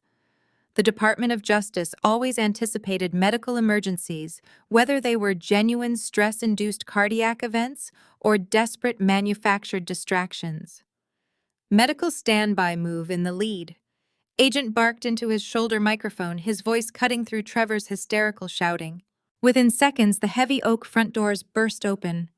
Two emergency medical technicians in high-visibility jackets rushed into the grand foyer. They dragged a heavy red trauma bag and a collapsible aluminum stretcher behind them. They sprinted across the Persian rugs, dropping to their knees on the marble right next to Beatrice. Beatrice amplified her performance the absolute second the EMTs arrived. She began to whimper loudly, squeezing her eyes shut and thrashing her head from side to side. She grabbed the wrist of the nearest paramedic with a surprisingly strong grip. "My chest!" Beatrice gasped, her voice trembling with manufactured breathless pain. "It is crushing me. I cannot breathe. Help me." The second EMT rapidly unzipped the trauma bag, pulling out a stethoscope and a digital blood pressure cuff. "Ma'am, try to take slow, deep breaths," he instructed calmly, working efficiently to untangle the cords of his portable EKG monitor. "We are going to check your vitals right now. Just try to relax." Trevor was still screaming from the garage, straining against the federal agents. "Get her to a hospital. She has a severe heart condition. You cannot just leave her on the floor." I watched the frantic, highly emotional scene with a sense of complete, unwavering clinical detachment. I did not step back to give them space. I did not show an ounce of panic or concern. I calmly reached into my tailored leather tote bag and pulled out a thick, sealed manila folder. I walked slowly across the living room, my heels clicking sharply and rhythmically against the marble cutting, cleanly through the sound of Beatrice's theatrical groans. I stopped right next to the kneeling paramedics, casting a long shadow over Beatrice's trembling form. "She does not have a heart condition," I stated, my voice projecting clearly and effortlessly over the noise of the room. "She is not having a cardiac event." Trevor thrashed violently against his captors again. "Stay away from her, Melanie. You have done enough." I ignored his pathetic outburst completely. I extended my hand, offering the heavy manila folder directly to the lead EMT. He looked up, his brow furrowed in professional confusion, but he took the file from my grasp. That is a verified, comprehensive medical dossier, compiled by my independent forensic team and fully confirmed by federal investigators. I explained loudly, ensuring every single disgraced family member in the room could hear the absolute truth. Beatrice is not experiencing a heart attack. She is experiencing acute physical withdrawal. Beatrice's eyes snapped open for a fraction of a second. A flash of genuine visceral panic broke through her fake agony before she quickly squeezed her eyes shut again. Withdrawal from what the EMT asked, ripping open the folder and scanning the top document with a critical eye. The contents of the dossier laid out the exact methodology of her addiction. I recited the facts coldly so the entire room understood the depth of her depravity. Che, the contraband, highly illegal off-market synthetic European opioids. The supplier, a disgraced private physician operating out of an unregulated clinic in Switzerland. The funding Vanguard Trust pension funds systematically laundered through offshore corporate proxies. For the past 2 years, Beatrice has been funneling tens of thousands of dollars a month to that Swiss clinic to supply her with unapproved narcotics, I declared, staring directly down at Beatrice's sweating face. They are classified as a Schedule I narcotic by the DEA. They require a continuous daily dosage to stave off crippling physical withdrawal. She masked her severe addiction behind luxury spa retreats and complaints of chronic exhaustion, but the financial trail does not lie. I turned my head slightly, locking eyes with Trevor in the garage. And how do you think she paid for those exorbitant illegal shipments, Trevor? I asked, my tone laced with lethal precision. She used the offshore accounts you set up for her. She bought black market narcotics using the money you stole. My team tracked every single international wire transfer directly from her private laptop to the Swiss clinic. Beatrice let out a sharp, genuine gasp. It was not a gasp of pain. It was the sound of a woman realizing her deepest, darkest, most heavily guarded secret had just been laid bare in front of federal authorities and her entire family. When the SEC froze those offshore accounts 72 hours ago, her drug supply was immediately cut off. I continued gesturing toward her trembling hands. The sweating, the muscle spasms, the erratic breathing. It is not a heart attack. It is simply the ugly physical consequence of her illegal supply chain running dry. The lead EMT pressed 2 fingers firmly against the side of Beatrice's neck, checking her carotid pulse. He glanced at the digital readout on the portable monitor he had just hooked up to her index finger. He let out a heavy, deeply irritated sigh. Her oxygen saturation is at 99%, the EMT announced, dropping her wrist back onto the floor in disgust. Her heart rhythm is perfectly normal. Ma'am, your resting heart rate is a steady 80 beats per minute. You are not having a cardiac emergency. The absolute silence that followed was deafening. The entire room stared at the matriarch of the family. The grand illusion of the elegant, refined, high society socialite was completely destroyed, replaced by the pathetic reality of a fraudulent, desperate addict faking a medical emergency to avoid handcuffs. Beatrice realized the game was entirely over. There was no escape. There was no hospital trip to delay the inevitable. The federal agents were not going to show her an ounce of sympathy. The agonizing groans immediately stopped. The trembling ceased entirely. Beatrice's face flushed a deep, furious shade of crimson. She scowled fiercely at the paramedic, violently slapping his hand away from her arm. She dropped the entire act in a split second, sitting straight up on the marble floor with a bitter, humiliated sneer twisting her carefully maintained features. She opened her mouth to scream a vicious insult at me, ready to unleash decades of suppressed elitist rage. But the words died instantly in her throat. At that exact moment, the massive front doors of the estate swung open wider.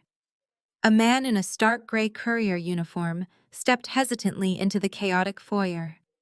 He looked completely bewildered by the swarm of heavily armed federal agents and the shattered remnants of the elite family, but he held his ground.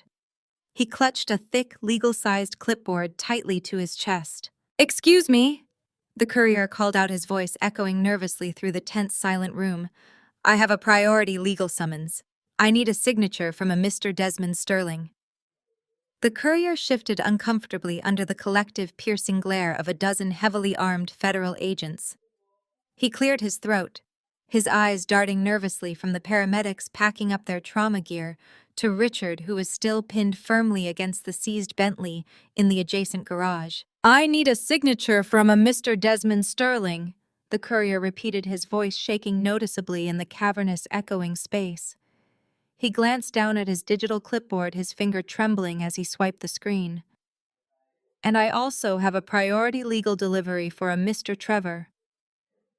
Trevor jerked his head up from where the tactical agents were restraining him near the garage exit. His eyes were heavily bloodshot, his custom Italian suit wrinkled and stained with cold sweat. "I am Trevor," he snapped, his voice raspy and laced with venom. "I am currently in federal custody. In case you are completely blind, I cannot sign anything." The courier swallowed hard, stepping forward with extreme caution. He pulled two thick, sealed envelopes from his heavy canvas satchel. He placed the first one on a small side table near Desmond, who was staring blankly at the floor in a state of catatonic shock. Then the courier walked over to Trevor. He slid the second envelope directly into the breast pocket of Trevor's ruined suit jacket. "You have been served," the courier muttered quickly before turning on his heel and practically sprinting out the grand front doors, eager to escape the suffocating, toxic tension of the estate. Trevor glared down at his chest pocket, his breathing shallow and rapid. "Take it out," he demanded, looking at the federal agent gripping his right arm. "Read it to me." The agent let out a heavy sigh, rolling his eyes in profound annoyance. He reached into the pocket with his free hand, broke the thick wax seal on the envelope, and pulled out a stack of dense legal documents printed on heavy cardstock. The agent scanned the bold, capitalized header on the first page, his expression completely indifferent. "It is a notice of immediate default and foreclosure," the agent read aloud, his voice flat and authoritative. "It pertains to the primary residence listed under your name in the downtown financial district. You are officially ordered to vacate the premises within 24 hours. For a brief, suspended moment, Trevor simply stared at the agent. Then a low, bubbling sound escaped his throat. It started as a dark, disbelieving chuckle before rapidly escalating into full-blown manic laughter. He threw his head back, his laughter echoing wildly off the high ceilings of the garage, sounding entirely unhinged and utterly desperate. "A foreclosure notice," Trevor gasped, shaking his head frantically as he looked over at me. "You sent a foreclosure notice today. You really are losing your touch, Melanie. You have spent all these months orchestrating this massive, intricate takedown, and you make a pathetic amateur mistake like this." He laughed harder, a desperate, breathless sound that carried the heavy weight of his shattered reality. "It is Christmas Eve!" "Melanie," Trevor shouted, a triumphant sneer returning to his face as he desperately clung to this single shred of perceived victory. "The banks are closed. The courts are completely shut down for the federal holiday. No judge signed that order today. No bank on the planet executes an eviction on a major holiday weekend. That piece of paper is entirely meaningless. It is a scare tactic. A pathetic, useless scare tactic." Trevor looked frantically around the room, trying to make eye contact with Richard, with Courtney, with anyone who would validate his sudden surge of arrogant confidence. "You cannot touch my house," Trevor declared, his chest heaving as he stared me down. "My mortgage is held by Vanguard Trust's internal lending division. As a senior executive, I have a protected, ironclad contract. Even with this federal raid, the bankruptcy courts will freeze all internal assets immediately. It will take years for the liquidators to untangle the mortgage portfolios. I am keeping that house. When I get out on bail tomorrow, I am walking right back through my front door, and there is absolutely nothing you can do to stop me." I listened to his entire frantic monologue without interrupting. I let him build his fragile tower of hope, watching him desperately try to claw back a singular ounce of power in a room where he possessed none. When he finally ran out of breath, panting heavily against the rigid grip of the tactical agents, I took a slow, deliberate step forward. I reached out and calmly pulled the foreclosure notice from the federal agent's hand. I smoothed the slightly crumpled paper, my eyes scanning the dense legal text with absolute precision. You have always fundamentally misunderstood how modern corporate finance operates, Trevor, I said, my voice completely devoid of emotion cutting through his manic energy like a surgical scalpel. You assume the world still functions on outdated traditional banking models. You assume Vanguard Trust still holds any leverage whatsoever. I took another step toward him, holding the document up so he could clearly see the complex corporate logos printed at the top of the page. When the Securities and Exchange Commission began quietly preparing their indictments against Vanguard Trust last week, the market noticed the subtle shifts in institutional capital. I explained, maintaining direct, unwavering eye contact. The major investors started aggressively dumping their shares. Vanguard's internal lending division became a toxic liability overnight.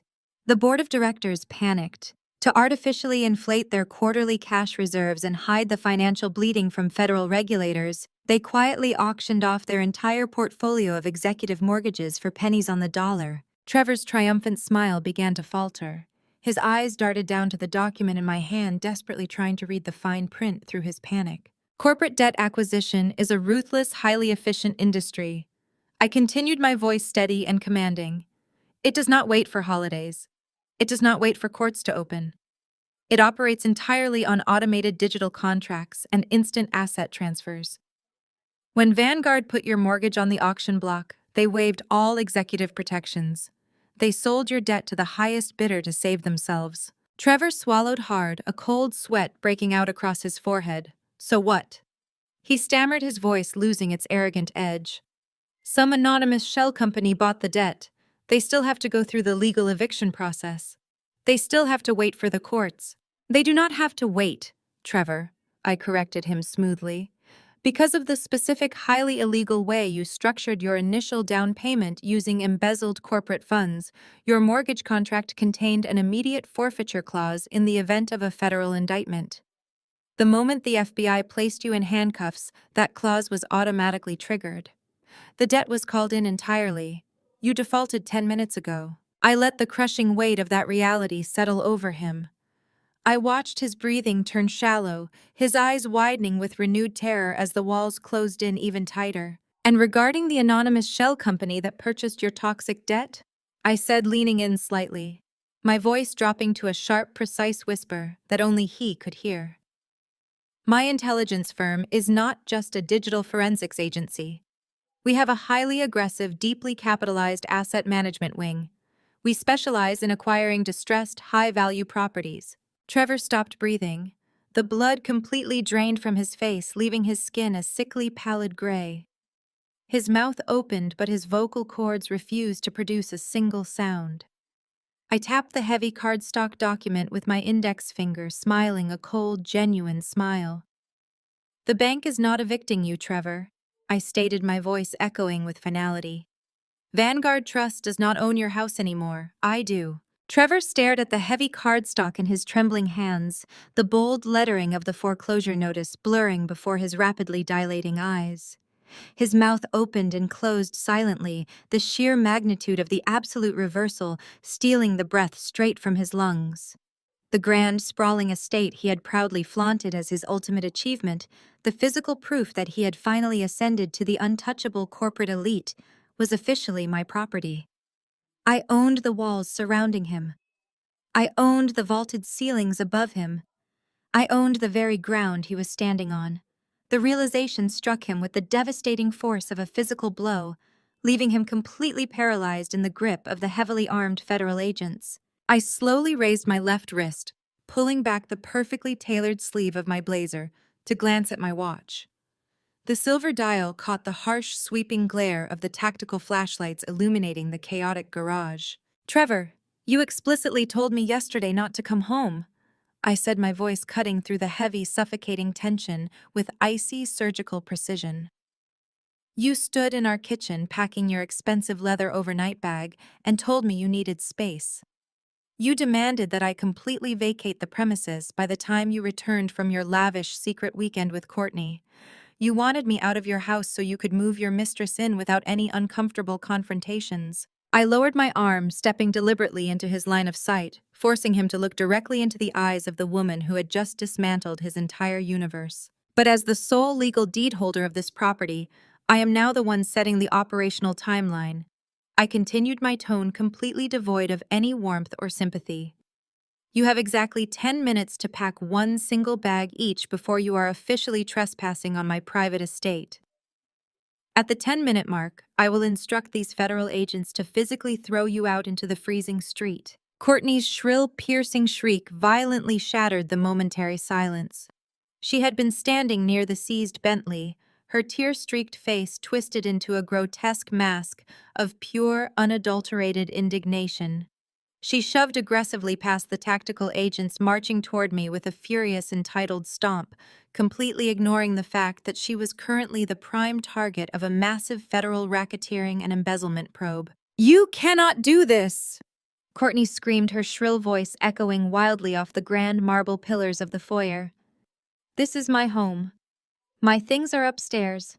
I have $500,000 worth of custom Italian couture, limited edition designer handbags, and imported diamond jewelry.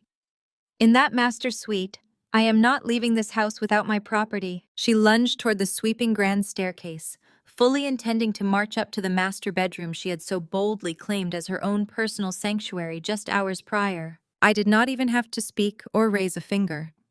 The lead federal agent immediately stepped directly into her path, crossing his muscular, heavily tattooed arms over his tactical vest, creating a massive, immovable human wall. Courtney slammed hard into him, stumbling backward with a dramatic, breathless gasp, rubbing her shoulder as she glared at the impassive federal officer. "You have zero property in this house, Courtney," I stated, my voice echoing with unyielding absolute authority across the expansive room. I personally ordered the Department of Justice forensic accountants to ruthlessly audit every single credit card transaction, every wire transfer, and every cash withdrawal you made over the past 24 months. Do you honestly think you can walk out of here with luxury goods purchased using stolen Vanguard Trust pension funds? Courtney's jaw dropped in absolute shock. She looked at the towering federal agent, then back at me, her eyes wide with sudden, cornered, animalistic panic. She opened her mouth to argue, to spew another toxic wave of entitlement, but the undeniable truth of her situation silenced her. Every designer gown, every diamond bracelet, and every custom leather handbag in that upstairs closet was bought directly with Trevor's embezzled cash. I explained, thoroughly enjoying the absolute terror washing over her pale face. They are strictly classified by the federal government as the direct, tangible proceeds of a massive criminal enterprise.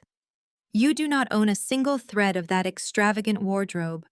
It is all being tagged, cataloged, and confiscated by the Federal Bureau of Investigation right now to eventually pay back the thousands of innocent, hard-working employees your father ruthlessly defrauded. I gestured sharply toward the massive front doors, the cold, bitter winter wind howling through the open frame and sweeping across the polished stone floors. "You will leave this estate with exactly what you brought into my marriage," I declared smoothly, maintaining unrelenting eye contact. "Absolutely nothing. You can keep the coat currently on your back because the temperature is rapidly dropping outside, and I am not completely without basic human mercy. But if you attempt to take a single solitary item from this house, I will have the agents explicitly add grand larceny to your already extensive list of federal indictments." The sheer crushing finality of my words eradicated the last remaining remnants of Courtney's arrogant high society spirit. She shrank backward, pulling her thin beige trench coat tightly around her trembling, rigid shoulders. The terrifying realization that she was walking out into the freezing night with absolutely nothing, permanently stripped of her wealth, her elite status, and her stolen luxury, completely broke her fragile psyche. She let out a pathetic, whining sob, retreating toward the front doors without looking back at the man she had supposedly loved. I turned my intense gaze back to Trevor. The 10-minute countdown was rapidly ticking away. The federal tactical agents surrounding him simply stared, their expressions hardening into stone as they waited silently for my final command to physically remove him from the premises. "Start packing, Trevor," I said softly, the quiet volume of my voice demanding complete attention. Your time is almost up. Trevor did not move toward the grand staircase. He did not run to frantically gather his remaining belongings. He just stood there, completely paralyzed in the center of the grand foyer, staring blankly at the polished hardwood floor beneath his expensive shoes. The crushing weight of the absolute orchestrated destruction I had executed finally descended upon his shoulders in full, devastating force. He mentally tallied the staggering, irreversible losses. His prestigious, high-paying career as a Vanguard Trust senior executive was entirely obliterated, replaced by an impending federal prison sentence. His absolute financial freedom had been aggressively seized and permanently frozen by the government. His beautiful, wealthy mistress was currently sobbing near the exit, completely destitute, utterly selfish, and facing her own severe criminal charges. And the luxurious, sprawling mansion he had purchased to cement his elite status was now legally owned by the brilliant, calculating wife he had so casually discarded. He had literally unequivocally nothing left. Trevor slowly raised his hands, staring at his trembling palms, as if they belonged to a complete stranger. A raw, guttural sound of pure, unadulterated anguish tore violently from his throat. The final, fragile thread of his sanity abruptly snapped. His knees violently buckled beneath him without warning. He plummeted straight down, dropping heavily to his knees on the cold hardwood floor. Trevor hit the polished mahogany floor with a heavy, hollow thud. The sheer arrogance that had defined his entire existence evaporated in a fraction of a second, replaced instantly by the raw, pathetic desperation of a cornered animal. He did not try to stand back up. Instead, he dragged himself forward. The immaculate fabric of his tailored Italian suit scraped against the hardwood as he literally crawled toward me. He looked up, his face slick with a mixture of cold sweat and tears, his perfectly styled hair now a chaotic, disheveled mess sticking to his forehead. "Melanie, please." Trevor choked out, his voice cracking violently. He reached out with trembling, desperate hands, his fingers grazing the hem of my designer coat before I took a sharp, deliberate step backward. "Please, Mel, you cannot do this. We are a team. We have always been a team. Think about us. Think about how we started." He was weeping openly, now heavy tears rolling down his cheeks, completely abandoning any shred of dignity in front of the surrounding federal agents, the stunned paramedics, and the remnants of his shattered family. "Remember our tiny apartment in Boston?" Trevor pleaded, his words tumbling out in a frantic, hyperventilating rush as he scrambled to find a lifeline. "Remember eating cheap takeout on the floor while we studied for our final exams? We built this entire life together from absolutely nothing. I loved you then, Mel. I love you now. I was stupid. I was blind. The stress of the firm, the intense pressure from Vanguard, it completely corrupted me. Courtney meant nothing. She was a distraction, a terrible, meaningless mistake. I will cut her off entirely. I will testify against the Vanguard Board of Directors. I will give the feds every single name they want. I will do whatever you ask. Just give me a second chance. Please, Mel, you are my wife. You are the only person who ever truly understood me." I stared down at him. I did not feel a single ounce of pity. I did not feel a flicker of the love that had anchored my life for over a decade. I looked at the man crawling at my feet and felt absolute clinical nothingness. I tilted my head slightly, studying his tear-streaked face with the detached fascination of a scientist examining a deeply flawed, failing specimen. "A team," I repeated, letting the word roll off my tongue with a lethal, icy calm. "A team builds together, Trevor. A team protects each other. You stopped viewing me as your teammate the exact second you secured your executive promotion. But let us review your definition of our vows. Shall we?" I took a slow, measured step toward him, forcing him to crane his neck awkwardly to maintain eye contact. "Just 5 hours ago, you called me from your burner phone," I said, my voice projecting clearly across the cavernous foyer, ensuring every federal agent in the room heard every single word. "You told me you needed the house for the weekend because you could no longer tolerate breathing the same air as me. You said I lacked vision. You called me a boring, predictable relic of your past, holding you back from your true potential. Trevor opened his mouth to deny it, but his vocal cords completely failed him. He simply shook his head weakly, fresh tears spilling from his red-rimmed eyes, as his own cruel words were weaponized against him. You told me I reek of cheap tax receipts, remember? I asked. Quoting the exact vicious insult he had hurled at me earlier that evening, my tone razor sharp. You said I was a pathetic, glorified accountant who could never possibly understand the high-stakes reality of corporate power. You explicitly stated that the elite need their space to operate without dead weight dragging them down. Those were your exact words, Trevor. I let the silence hang heavily in the room for a brief moment, letting the sheer brutality of his own insult suffocate his desperate pleas. The tactical agents watched him with undisguised contempt, their hands resting near their holsters. You did not want a partner, I continued, my voice dropping to a low lethal register. You wanted a blind compliant placeholder to manage your domestic life while you embezzled millions to fund your pathetic midlife crisis. You spent the last 2 years treating me like a naive, disposable asset.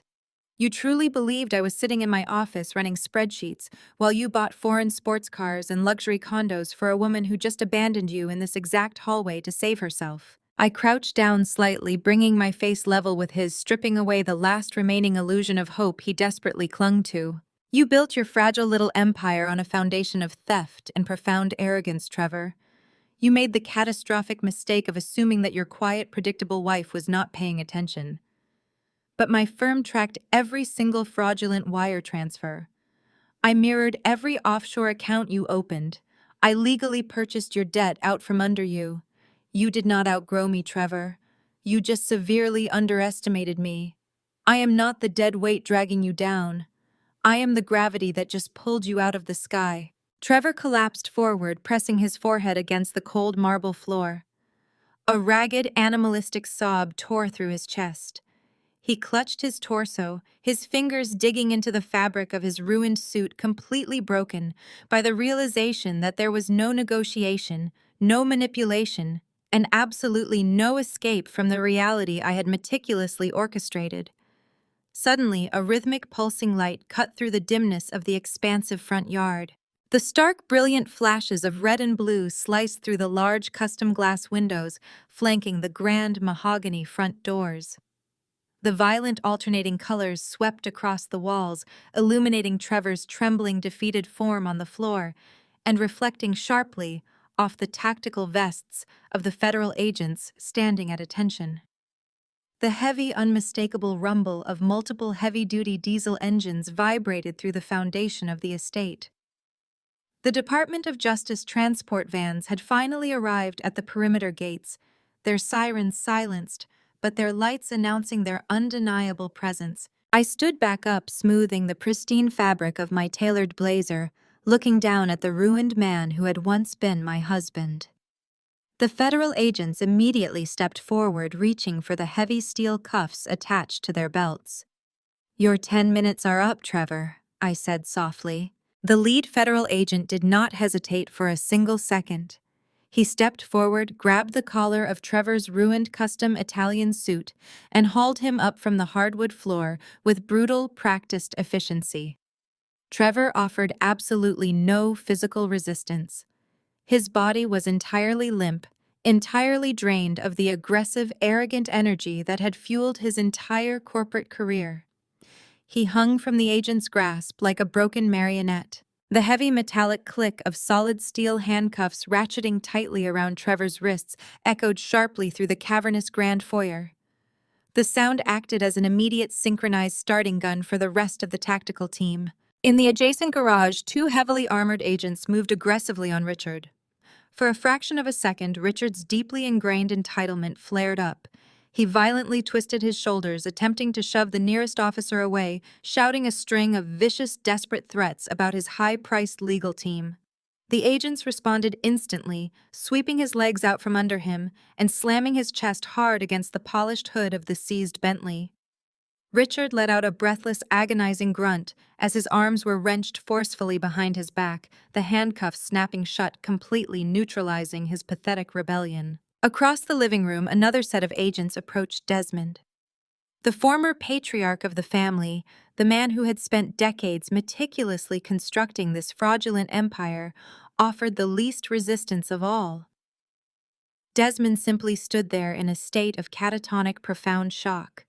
His eyes were wide and vacant, staring straight through the federal agents as they gently but firmly pulled his arms behind his back.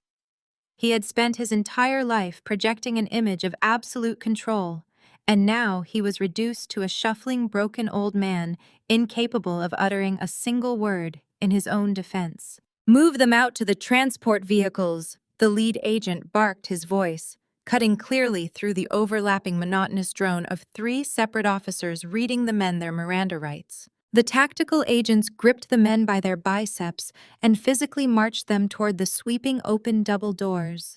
The bitter, freezing winter wind immediately bit into the foyer, carrying a harsh flurry of driving snow that dusted the polished marble floors.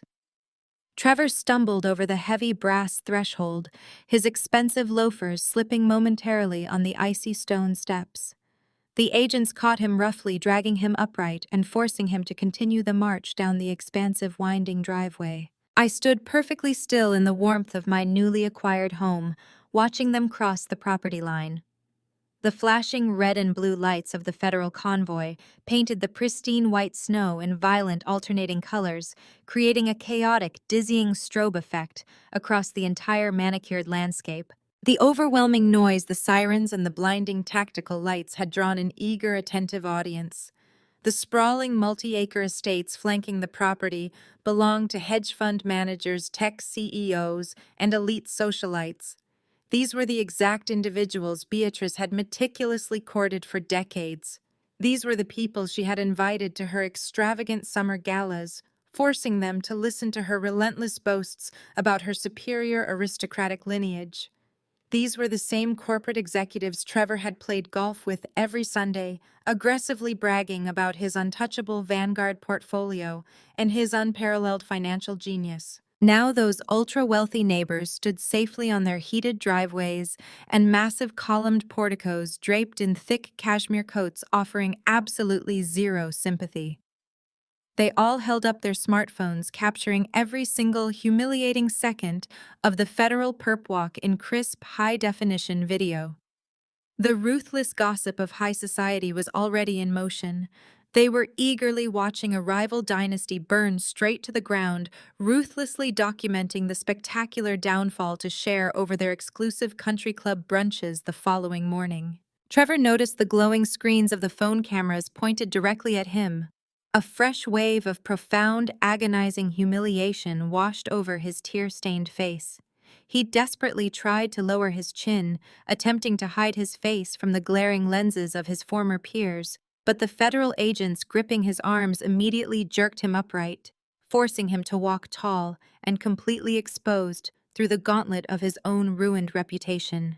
Following directly behind the criminal procession came the women. The strict 10-minute deadline had officially expired. A separate team of federal agents actively herded Beatrice, Isabel, and Courtney out the front doors. They were permitted exactly what I had authorized: one single standard-issue canvas duffel bag each. They carried nothing but basic toiletries, a few changes of strictly unbranded clothing, and their personal identification. There was no designer luggage. There was no custom couture. There were no hidden diamond tennis bracelets. The heavy solid oak double doors of the mansion swung shut behind them with a definitive booming slam that echoed across the icy driveway. The electronic deadbolts immediately engaged with a heavy mechanical thud, programmed and locked securely under my new highly encrypted security codes. Down at the perimeter gates, the tactical agents shoved Trevor, Richard, and Desmond into the back of the reinforced federal transport vans. The heavy metal doors latched shut completely, cutting off Trevor's final muffled sobs. The heavy diesel engines roared to life, and the convoy pulled out onto the main road, leaving the flashing red and blue lights to quickly fade into the dark, unforgiving winter night. Beatrice, Isabel, and Courtney were left standing alone on the icy asphalt. Beatrice was shaking violently, her entire body racked by the escalating, agonizing tremors of her acute narcotic withdrawal. Isabel stared blankly at the massive locked iron gates. Her makeup completely ruined her mind, entirely unable to process the total destruction of her luxurious reality. Courtney pulled her thin, beige trench coat tighter against her chest, the freezing wind whipping her blonde hair across her pale, terrified face. They stood together in the biting snow, clutching their single pathetic duffel bags, staring up at the brightly lit, magnificent estate they could never enter again. They were completely locked out of their elite society, entirely stripped of their stolen wealth, effectively homeless and utterly penniless. The biting winter wind whipped across the expansive driveway, carrying sharp crystals of snow that immediately stuck to the thin designer fabrics of the women shivering outside. Beatrice stood frozen, not just from the plummeting temperature, but from an absolute inability to comprehend her new reality. Her manicured hands, devoid of the heavy diamond rings the federal agents had systematically stripped from her fingers, gripped the cheap canvas handles of her standard-issue duffel bag.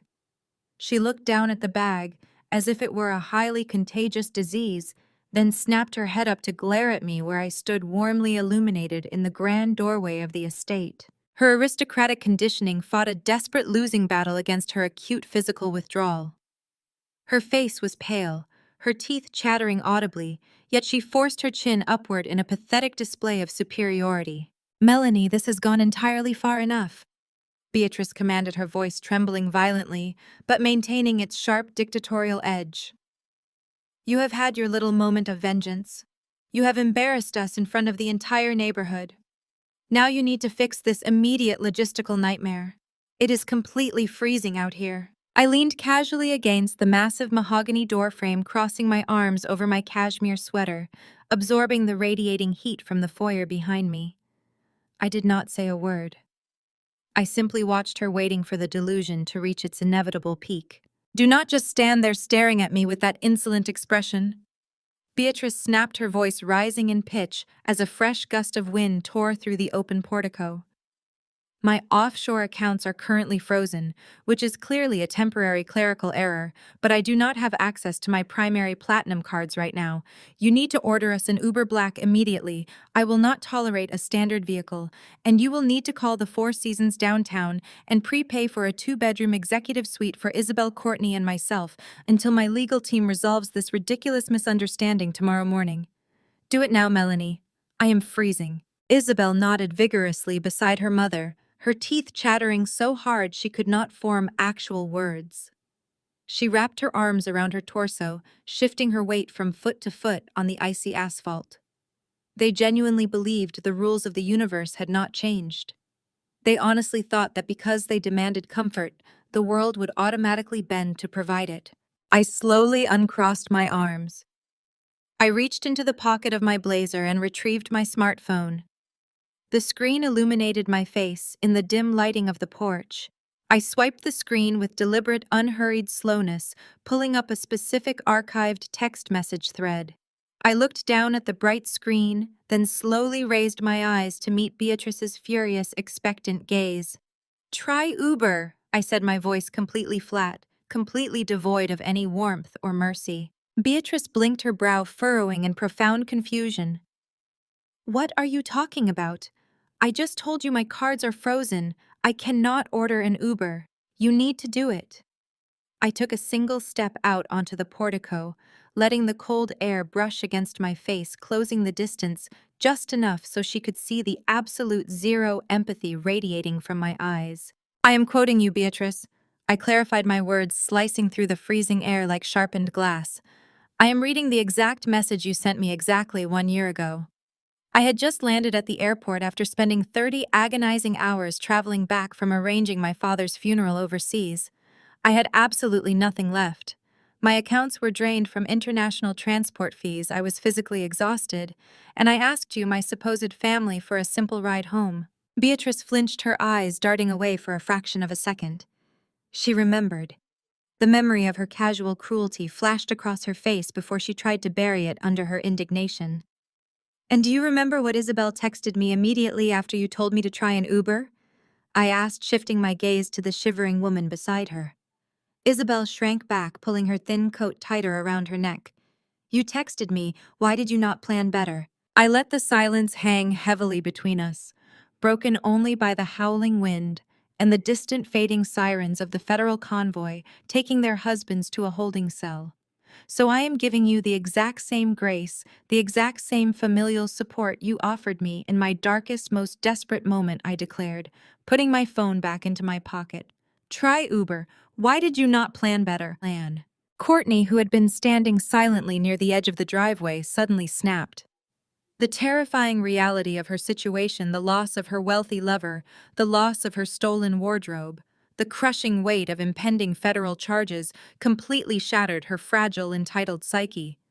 She let out a guttural, terrifying scream of pure rage. "You stupid, vindictive zero," Courtney shrieked, dropping her duffel bag onto the snow-covered ground. She lunged forward, her boots skidding wildly on the icy driveway. She charged up the wide stone steps, her hands curled into desperate, violent claws, aiming straight for my face. She wanted to physically tear her way back into the warmth, back into the luxury she believed she inherently deserved. She intended to drag me out into the cold and force her way past me. I did not even flinch. I did not step back.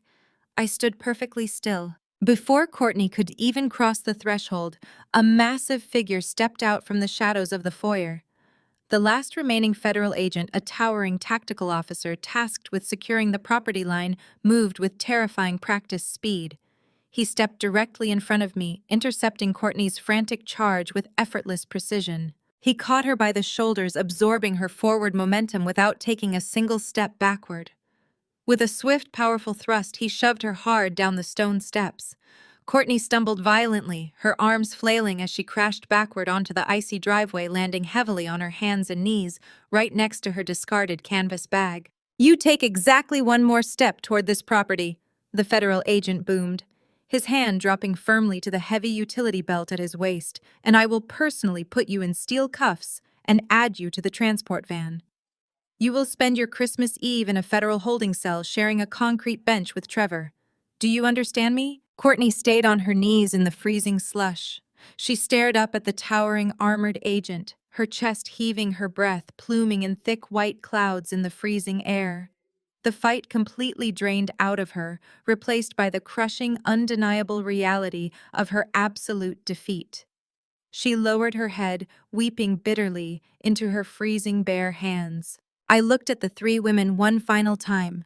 They were broken, shivering, and entirely alone in the dark. There was no wealth left to shield them. There was no influence left to deploy. There was only the cold, hard consequence of their own relentless cruelty, staring them right in the face. "You have nowhere to go," I stated quietly, my voice carrying over the wind. "And for the first time in your lives, you are going to have to face the world exactly as you are. Empty." I took a slow, deliberate step backward into the brightly lit, heavily heated foyer of my new home. I reached out and grasped the heavy brass handles of the massive oak double doors. I pulled them inward. The heavy wood closed the gap, shutting out the sight of Beatrice, Isabel, and Courtney shivering in the dark. The doors met in the center with a solid, echoing thud that reverberated through the grand entryway.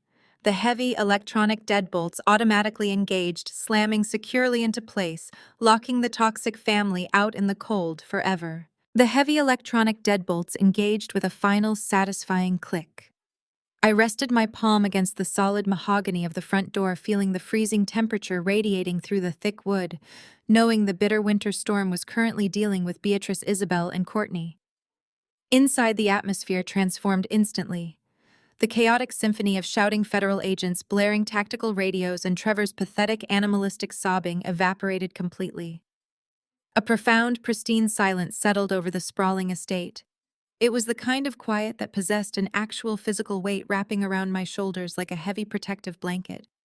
I took a slow, deep breath, inhaling the crisp air of a house that finally belonged exclusively to me. Turning my back to the door, I stepped fully into the grand foyer. The marble floors bore the scuffed boot prints of the Department of Justice tactical team, a beautiful, messy testament to the raid that had just purged my life of a deeply parasitic infection. I began a slow, measured walk through the massive first floor, my heels clicking sharply against the stone and hardwood. The remnants of their aborted celebration were scattered everywhere, forming a museum of premature arrogance frozen in time. In the formal dining room, half-empty crystal glasses stood abandoned beside plates of imported caviar and artisan cheeses. A discarded velvet shawl lay draped carelessly over a custom dining chair likely left behind by Isabel in her frantic rush to secure her legally seized assets. I walked past the grand staircase, trailing my fingers along the polished banister. This house, this monument to Trevor's supposed corporate genius, was built entirely on a foundation of theft and my stolen labor. I stepped into the expansive main living room, my eyes sweeping over the custom Italian leather furniture. My mind involuntarily flashed back to our first cramped apartment. I remembered sitting at a wobbly second-hand kitchen table, my eyes burning from fatigue as I balanced our meager budget, while Trevor slept soundly in the next room. I had worked 80-hour weeks at my accounting firm to put him through his master's program. I had sacrificed my own immediate comfort, denying myself basic necessities, so he could afford the tailored suits he claimed he desperately needed to project the right image. He had taken my financial support, my unwavering loyalty, and my sheer exhaustion and repaid it by gaslighting me into believing I was simply too pedestrian to understand his elite world. He called my meticulous, honest accounting work boring and restrictive, while he played reckless games with imaginary millions. He convinced me that the growing distance between us was entirely my fault, a symptom of my inability to elevate myself to his newly acquired status. Near the center of the plush, hand-woven Persian rug, a single shattered champagne flute caught the light of the chandelier. The delicate crystal had exploded into dozens of jagged, glittering shards when Trevor dropped it during the initial breach. I walked over to the mess, kneeling carefully on the rug. I picked up the largest, sharpest piece of crystal, studying its broken edges. Beatrice and Isabel had spent the last decade treating me with this exact same fragile, transparent hostility. I remembered Beatrice hosting her lavish luncheons in this very room, actively ignoring my presence while handing me empty plates as if I were part of the hired catering staff. I remembered Isabel sneering at my conservative work blouses, loudly whispering to her friends that Trevor had married down out of pity. They had gorged themselves on the wealth generated by my careful financial planning, and Trevor's rampant embezzlement, feeding off my hard work, while constantly reminding me I lacked the aristocratic vision required to sit at their table. I stood up, gathering the broken crystal in my palm, and carried it to the nearby waste bin, dropping it inside. The sharp clatter of the glass hitting the bottom was a definitive physical dismissal of their entire bloodline. They were gone.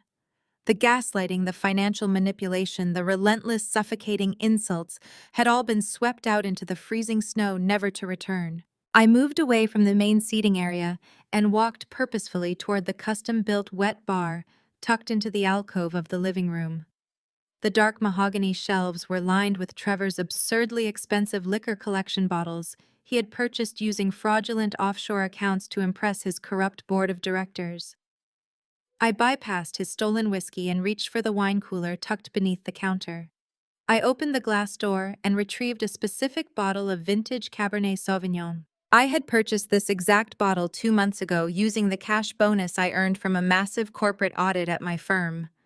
It was a tangible reward for my own legitimate, relentless hard work.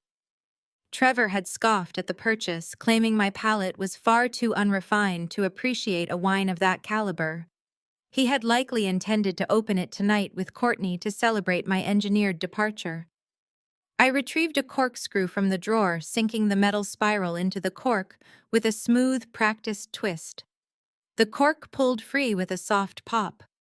I grabbed a pristine, oversized wine glass from the overhead rack and poured a generous measure, watching the rich, dark ruby liquid cascade against the crystal. Glass in hand, I walked slowly toward the towering floor-to-ceiling windows that flanked the roaring stone fireplace. The flames cast a warm, dancing glow across the room, combating the bitter winter chill pressing against the glass. I stood perfectly still, looking out into the harsh, snowy night. The driveway was completely empty. The tactical vans, the flashing emergency lights, the crowd of wealthy, gossiping neighbors had all vanished. The only remaining evidence that they had ever been here were the deep, dark tire tracks, cutting through the freshly fallen snow, leading straight out of the open perimeter gates and away from my property. I raised the glass to my lips and took a slow, deliberate sip. The wine was robust, complex, and absolutely flawless. I let the rich flavor settle on my tongue, relishing the profound, intoxicating taste of absolute independence. I was no longer the naive wife. I was no longer the collateral damage in their fraudulent schemes. I stood alone in my fortress, holding the undeniable permanent reality of my ultimate sweet revenge.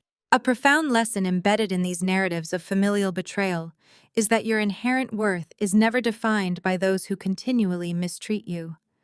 Whether a mother abandons her teenage daughter at an airport for a luxurious vacation, or parents cruelly label their child a disappointment and an ugly college dropout, the ultimate triumph is never found in begging for their elusive acceptance.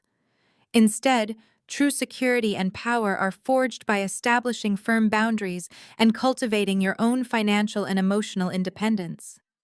True family is built on mutual respect and genuine support, not toxic obligations. Share your own story of overcoming toxic family expectations and finding your true path in the comments below.